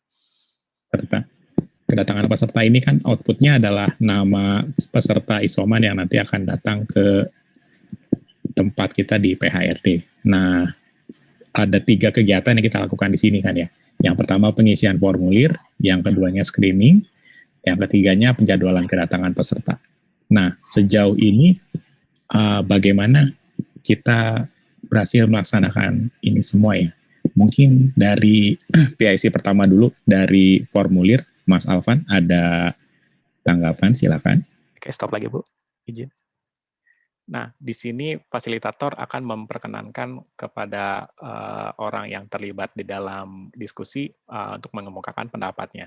Bisa dipanggil satu persatu, seperti itu ya. Karena biasanya kalau rapat biasa, kalau kita open diskusi, oke kita mulai dari mana? Nah, jadinya nanti kan tidak terstruktur ya. Nah, untuk menjamin ini semua terstruktur yang tadi dibicarakan oleh Bu Ida dan Mbak Bilkis di atas, makanya kita coba ini membuatnya lebih tertata dan juga PIC-nya siapa sudah jelas, dan yang ditanya pertama adalah proses pertama dari ini semua. Karena nanti biasanya diskusinya akan berkembang, ada penambahan-penambahan dari PIC-PIC yang ada di berikutnya. Next lagi, Ibu.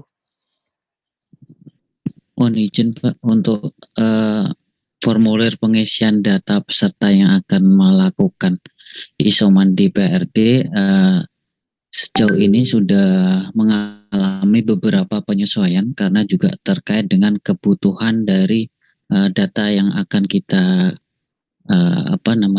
butuhkan, data yang dibutuhkan dari awalnya mengalami beberapa perbaikan karena dari pihak rumah sakit IMC memerlukan data tambahan. Contohnya kemarin ada penambahan terkait dengan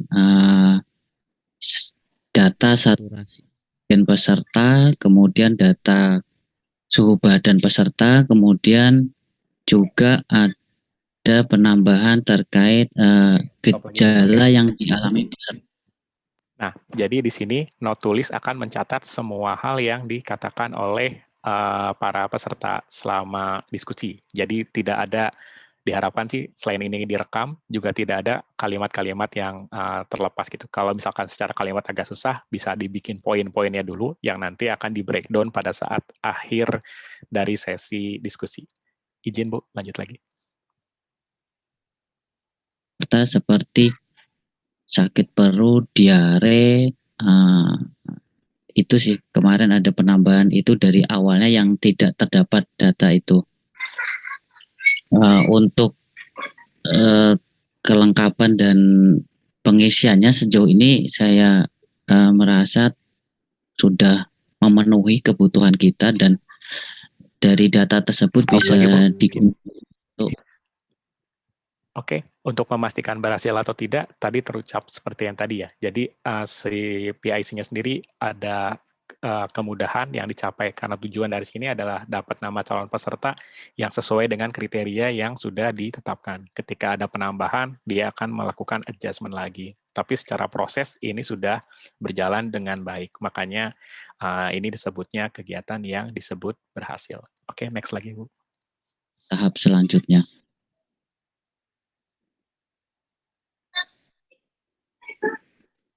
Mungkin itu, Pak. Oke.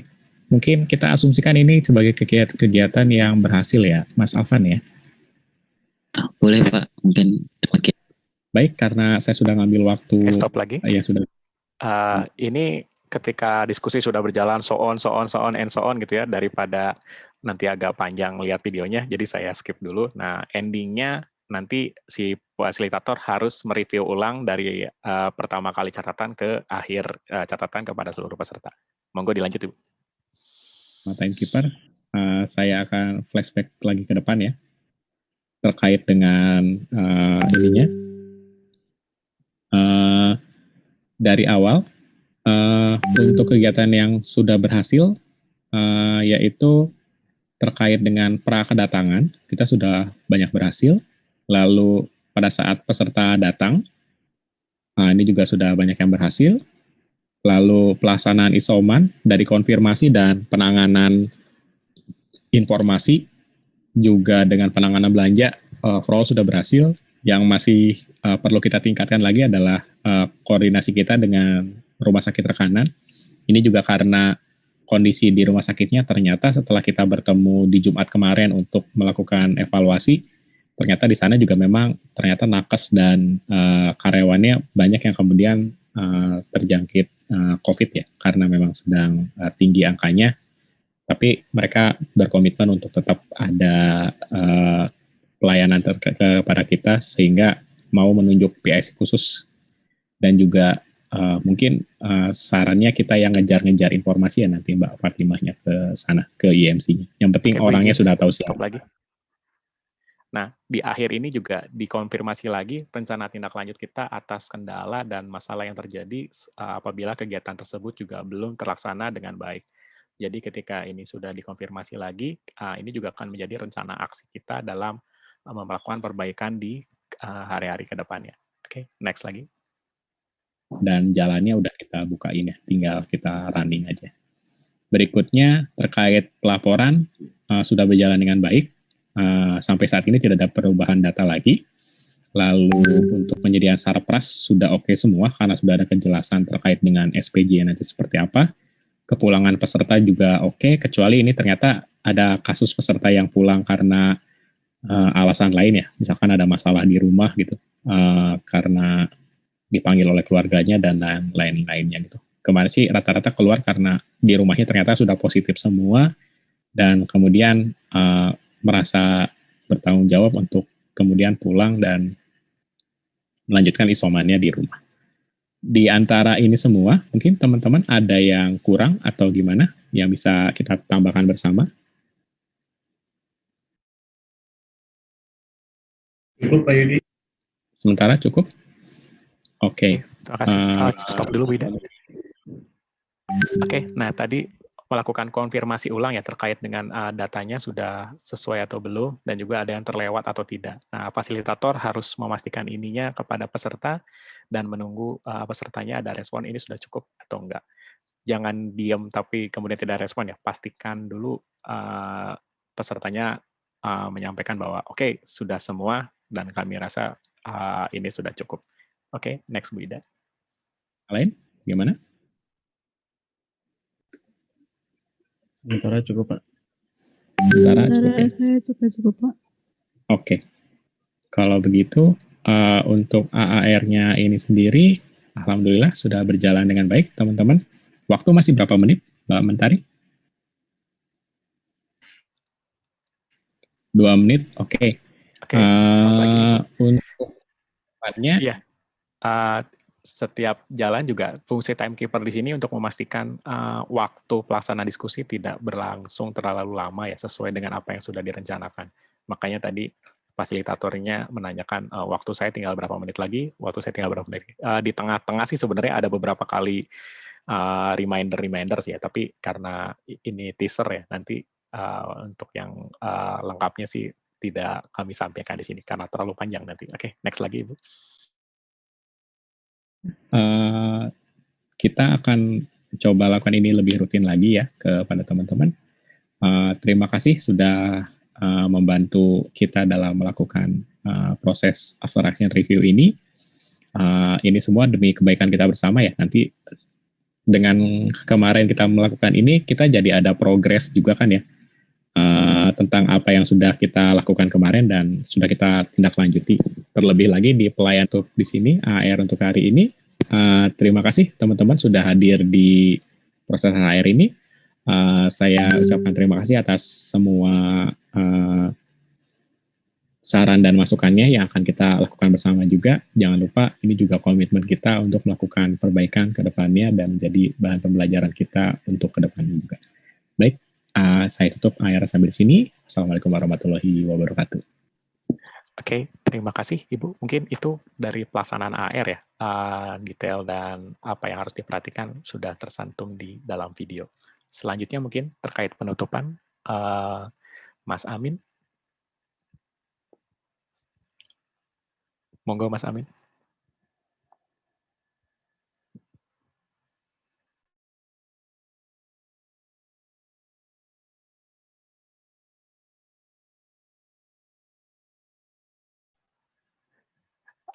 Atau mungkin dilanjut diskusi Ibu ya? Mungkin ada nih ya? Oke. Mungkin itu Mas Isma dari saya. Terima kasih. Mungkin lanjut ke sesi berikutnya ya. Siap, terima kasih Pak Yudi atas informasi yang disampaikan. Mungkin sambil menunggu juga Mas Amin, kita lanjutkan dulu Bapak Ibu ke sesi diskusi agar lebih hangat dan lebih jelas lagi. Mohon izin Bapak Ibu, apakah ada yang bertanya bisa secara langsung atau bisa melalui chat apabila malu-malu atau agak sungkan, atau boleh DM ya. Silakan Bapak Ibu, karena juga menurut arahan dari Pak Sesban bahwa tiap bagian akan menyampaikan 2 AR atas kegiatan yang sudah dilaksanakan. Nah, mungkin ini sebagai tempat untuk bertanya lebih jelas Bapak Ibu.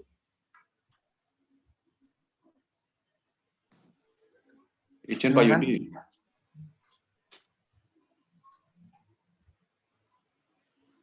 Silakan. Mau menanyakan aja, saya sebagai orang yang agak awam ini ya, pelaksanaan kegiatan seperti ini, apa sih bedanya AR dengan rapat persiapan dan rapat evaluasi kegiatan? Kayaknya hampir mirip-mirip, hanya dikemas dalam bentuk yang baru, kemudian didesain dengan bahasa-bahasa yang beda, mungkin terus ditambah dengan hal-hal yang lebih fokus lah gitu ya. Nah, bedanya apa antara rapat persiapan yang tadi yang dibentuk seperti itu, kemudian dengan evaluasi kegiatan yang selama ini kita lakukan gitu. Terima kasih.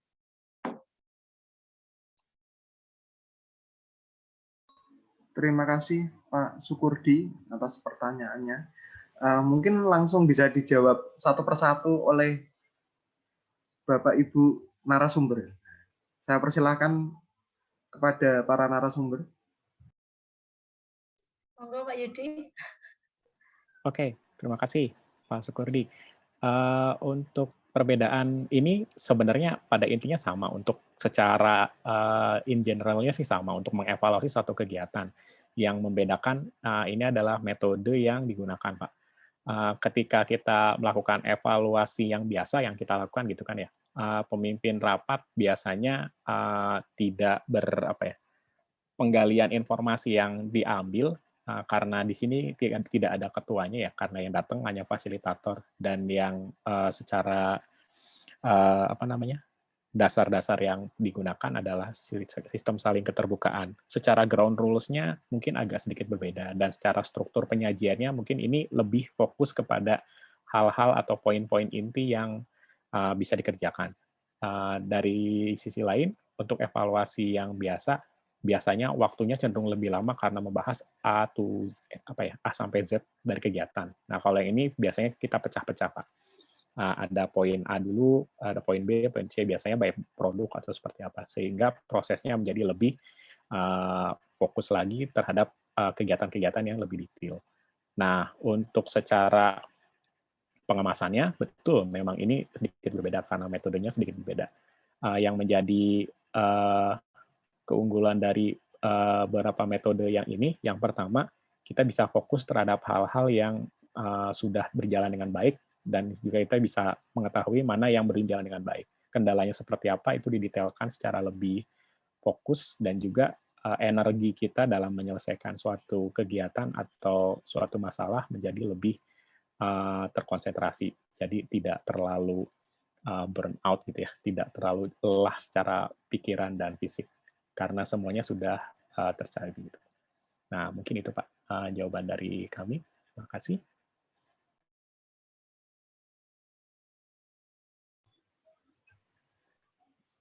Demikian Pak Kurdi, jawaban dari Pak Yudi. Mungkin dari narasumber yang lain ingin menambahkan.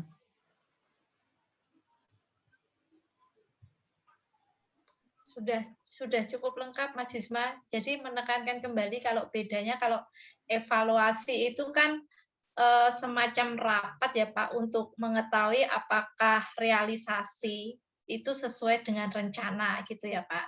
Nah, kalau untuk AR ini kita menekankan pada penggalian informasi terkait dengan faktor utama penyebab keberhasilan dan faktor utama penyebab kegagalan, di mana untuk yang keberhasilan tersebut nanti akan menjadi best practice kita, Pak, menjadi best practice kita yang bisa dipakai oleh tim lain. Kemudian untuk yang kegagalan-kegagalan yang kita temukan tadi dan ditemukan faktor penyebabnya apa, itu bisa menjadi lesson learned kita dalam merencanakan kegiatan selanjutnya. Jadi supaya ketika dalam merencanakan kegiatan resiko-resiko yang pernah terjadi di kegiatan sebelumnya itu sudah dimitigasi, sudah tahu gitu, dan nanti juga sudah tahu solusinya ketika terjadi masalah yang serupa seperti itu. Jadi intinya kalau untuk AR kita bisa mengetahui best practices sama lesson learned serta inovasi-inovasi yang kita temukan untuk melakukan kegiatan serupa di masa mendatang seperti itu. Nah, untuk yang bagaimana sih kita bisa belajar dari hasil AR dari tim lain itu Pak Sukurdi. Nah, jadi di akhir kegiatan AR itu nanti kita outputnya yaitu membuat laporan AR. Nah, laporan AR itu nanti di situ ada hasil dari diskusi. Di situ memuat keberhasilan apa yang sudah diperoleh, kemudian cara memastikan keberhasilan itu di masa depan seperti apa, kemudian apa yang perlu ditingkatkan, dan bagaimana cara meningkatkannya, kemudian inovasi apa yang sudah disampaikan oleh rekan-rekan, supaya nanti ke depan kita bisa menggunakan terobosan atau solusi atau inovasi tersebut ketika menghadapi permasalahan yang sama. Nah, itu nanti Bapak dan Ibu sekalian bisa membacanya di laporan AAR yang sudah disusun oleh tim sebelumnya, seperti itu. Itu Mas Isma tambahnya. Siap, terima kasih Ibu Ida. Mohon izin Pak Sukurdi, apakah sudah terpuaskan Sukurdi atas jawaban para narasumber? Terima kasih Mas Isma. Siap, terima kasih Pak Kurdi. Dari partisipan, apakah ada yang akan bertanya lagi? Dipersilahkan.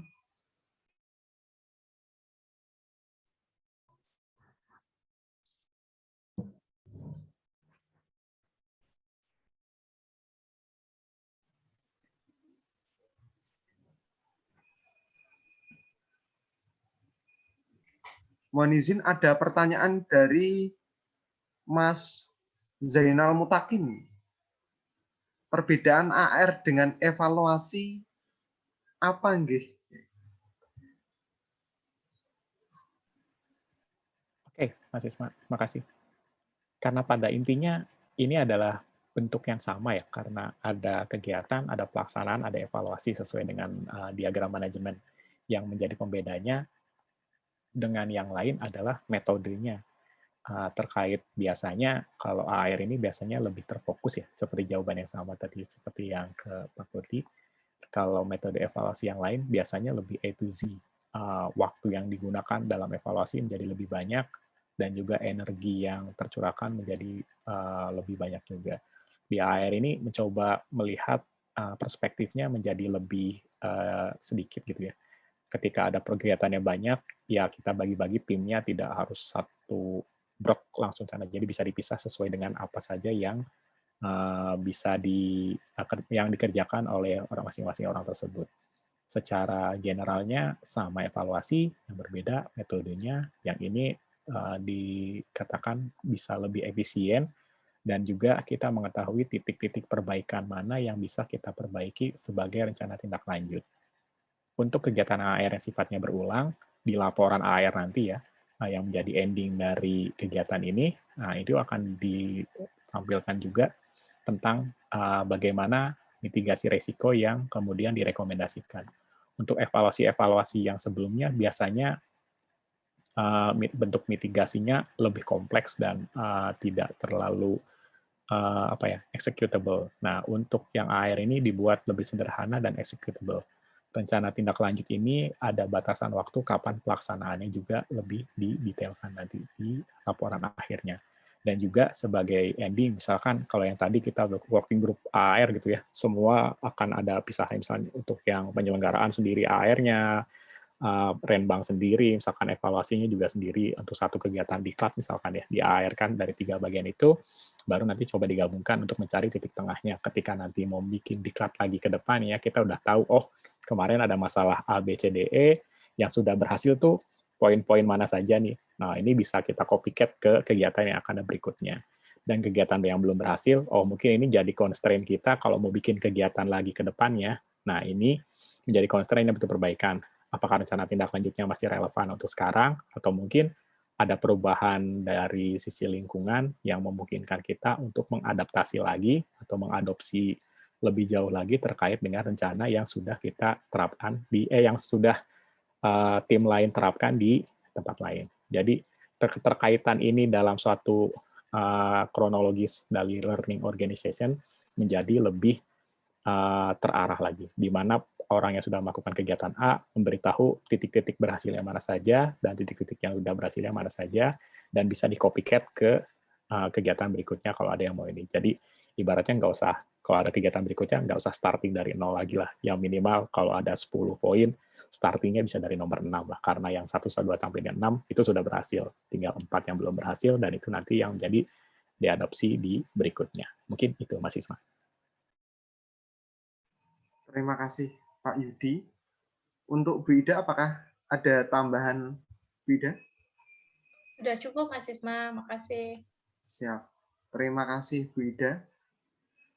Demikian Mas Zainal Mutakin jawabannya. Mungkin nanti apabila ada yang ditanyakan lagi nanti bisa disampaikan melalui WhatsApp ya.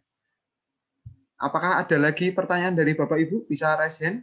Kalau tidak ada, mungkin akan kami ada satu, Mas. cukupkan. Oh iya, siap sebentar. Itu dari Mbak Pesona ya, Pesona. Oh iya, siap. Ada pertanyaan dari Mbak Elok. Mohon izin bertanya, kriteria kegiatan yang perlu dilakukan AR seperti apa? Yang kedua, dalam 1 tahun idealnya setiap subbagian melaksanakan AR berapa kali? Apakah ada rasio ideal antara beban kerja dengan kegiatan AR? Pertanyaan ketiga, apakah lesson learn dari AR itu bisa diakses oleh seluruh pegawai? Jika iya, untuk memudahkan dalam melihat membaca, apakah ada format standar dokumen AR? Terima kasih. Demikian Pak Yudi, Bu Ida, pertanyaannya. Terima kasih Mas Isma, panjang banget Mas Isma.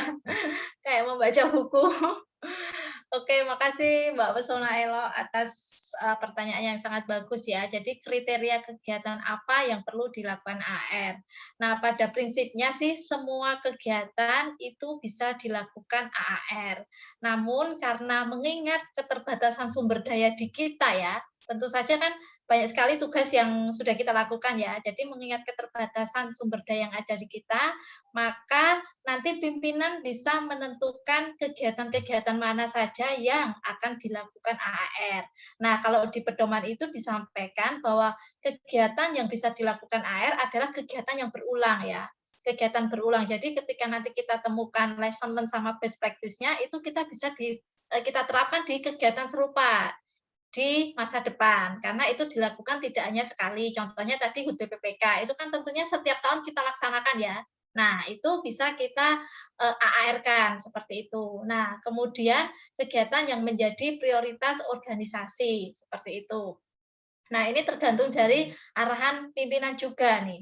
Mana kegiatan yang merupakan prioritas organisasi dan mempunyai dampak signifikan terhadap organisasi. Contohnya untuk ZIWBK ya, perolehan predikat ZIWBK. Itu kan tentunya memberikan dampak signifikan bagi organisasi ya, karena sesuai dengan arahan Menteri Keuangan bahwa semua satker di Kementerian Keuangan harus bisa memperoleh predikat ZIWBK, nanti lanjut BPPKM gitu.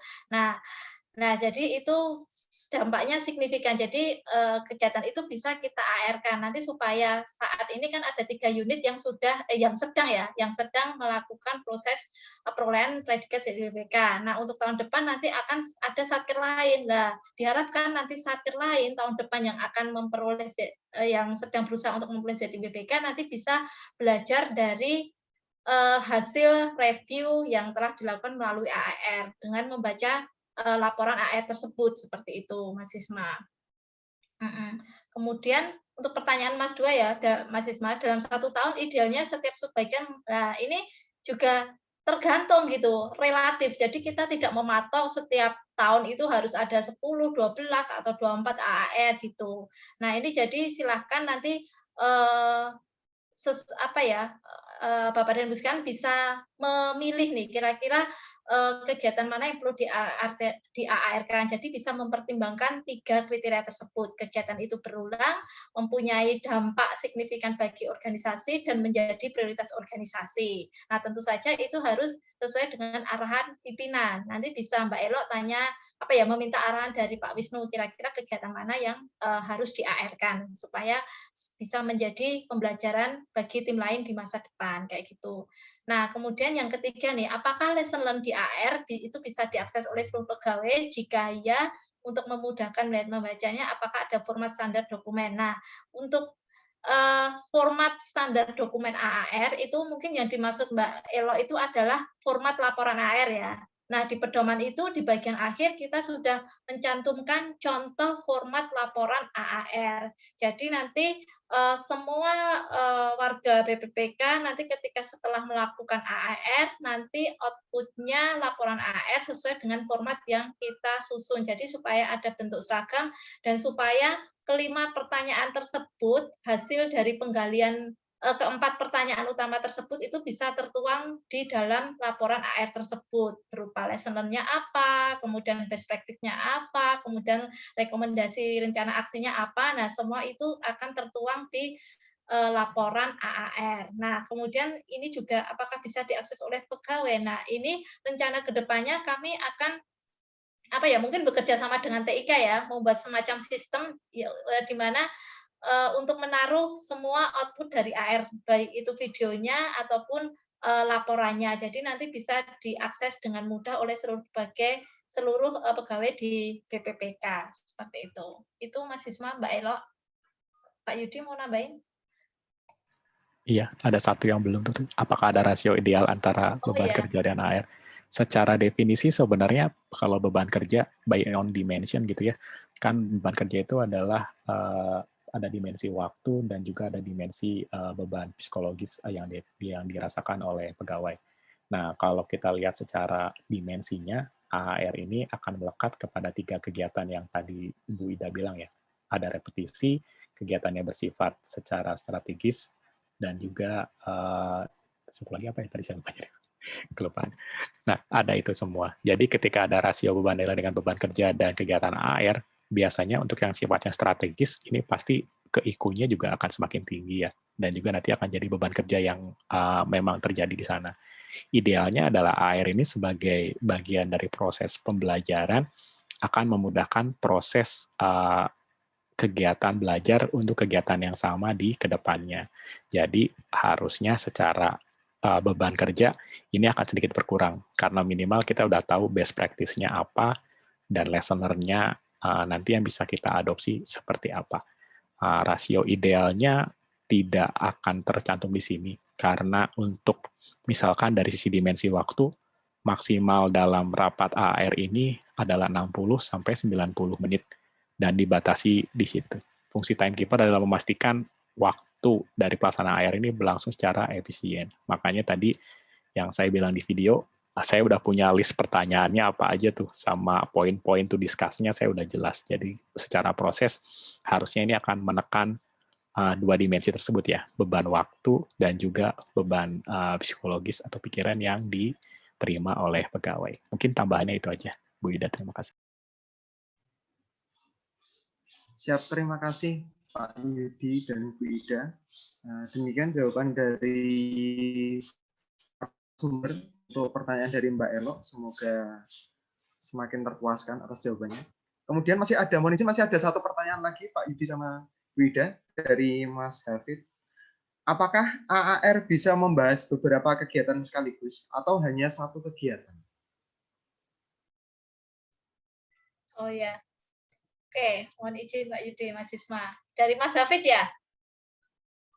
DM Mas Isma ya? Mas Hafid. Oh, Mas Hafid nih malu-malu untuk chat nih. Apakah jadi Mas Hafid untuk satu kegiatan AAR itu untuk mereview satu kegiatan gitu ya. untuk satu kegiatan saja. Jadi nanti kalau contohnya ada kegiatan HUT BPPK, ada kegiatan isoman, ada kegiatan tes PCR, itu tidak bisa digabungkan menjadi satu diskusi gitu. Jadi ini akan menjadi 3 proses diskusi AAR seperti itu. Namun ketika dalam satu kegiatan itu ada beberapa tahapan, nah beda ya, kalau tahapan itu kan tahapan itu bagian dari satu kegiatan. Nah itu bisa dijadikan satu. Jadi beberapa tahapan kegiatan yang ada di dalam satu kegiatan itu bisa dijadikan menjadi satu proses diskusi AAR gitu. Itu Mas Isma. Mas Hafid? Gimana Mas Hafid?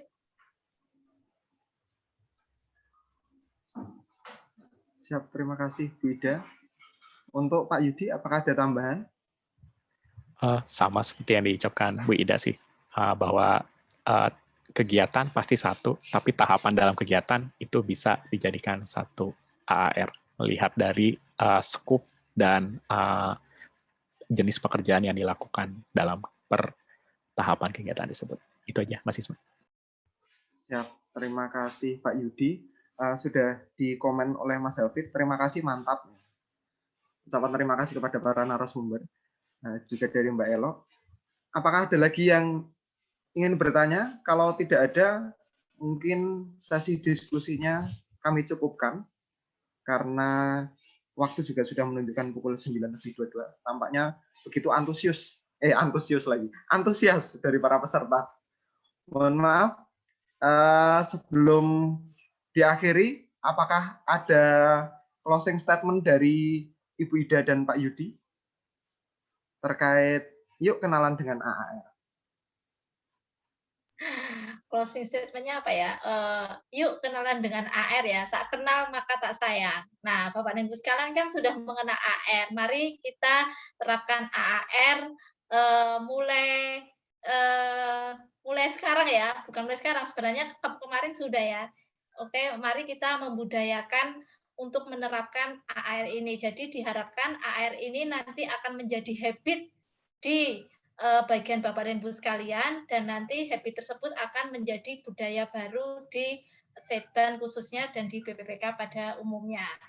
Mudah-mudahan dengan penerapan AR ini nanti akan terdapat peningkatan kinerja di BPPK. Itu saja Mas Isma. Siap. Untuk Pak Yudi, apakah ada closing statement? Ya, selain sudah kenal, silahkan dilakukan ya. Nanti ketika ada beberapa kendala dalam pelaksanaannya, bisa kontak nomor kontak di bawah, supaya nanti bisa kami bantu dalam beberapa hal yang mungkin agak sedikit kurang dimengertinya. Selamat menjalankan AAR, tak kenal maka tak sayang, maka kenalan itu sambil dilakukan. Ya, terima kasih. Selamat melakukan kegiatannya. Siap. Terima kasih, luar biasa sekali penjelasan dari narasumber dan closing statement-nya. Jadi, tak kenal maka tak sayang, sudah kenal maka lakukan ya, lakukan yang baik ya tentunya. Bapak Ibu, terima kasih atas partisipasi dan kehadirannya pada pagi hari ini. Ya. Untuk mengakhiri sesi Zoom meeting Knowledge Sharing Setban 1 episode 11 kali ini, saya ada sebuah pantun, yaitu jalan-jalan ke Kalimantan, tak lupa mampir ke BDK Balikpapan. Tetap semangat dan jaga kesehatan, jalani hari dengan senyuman.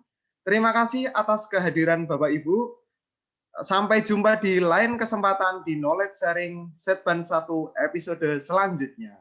Selamat beraktivitas. Wassalamualaikum warahmatullahi wabarakatuh. Waalaikumsalam warahmatullahi wabarakatuh.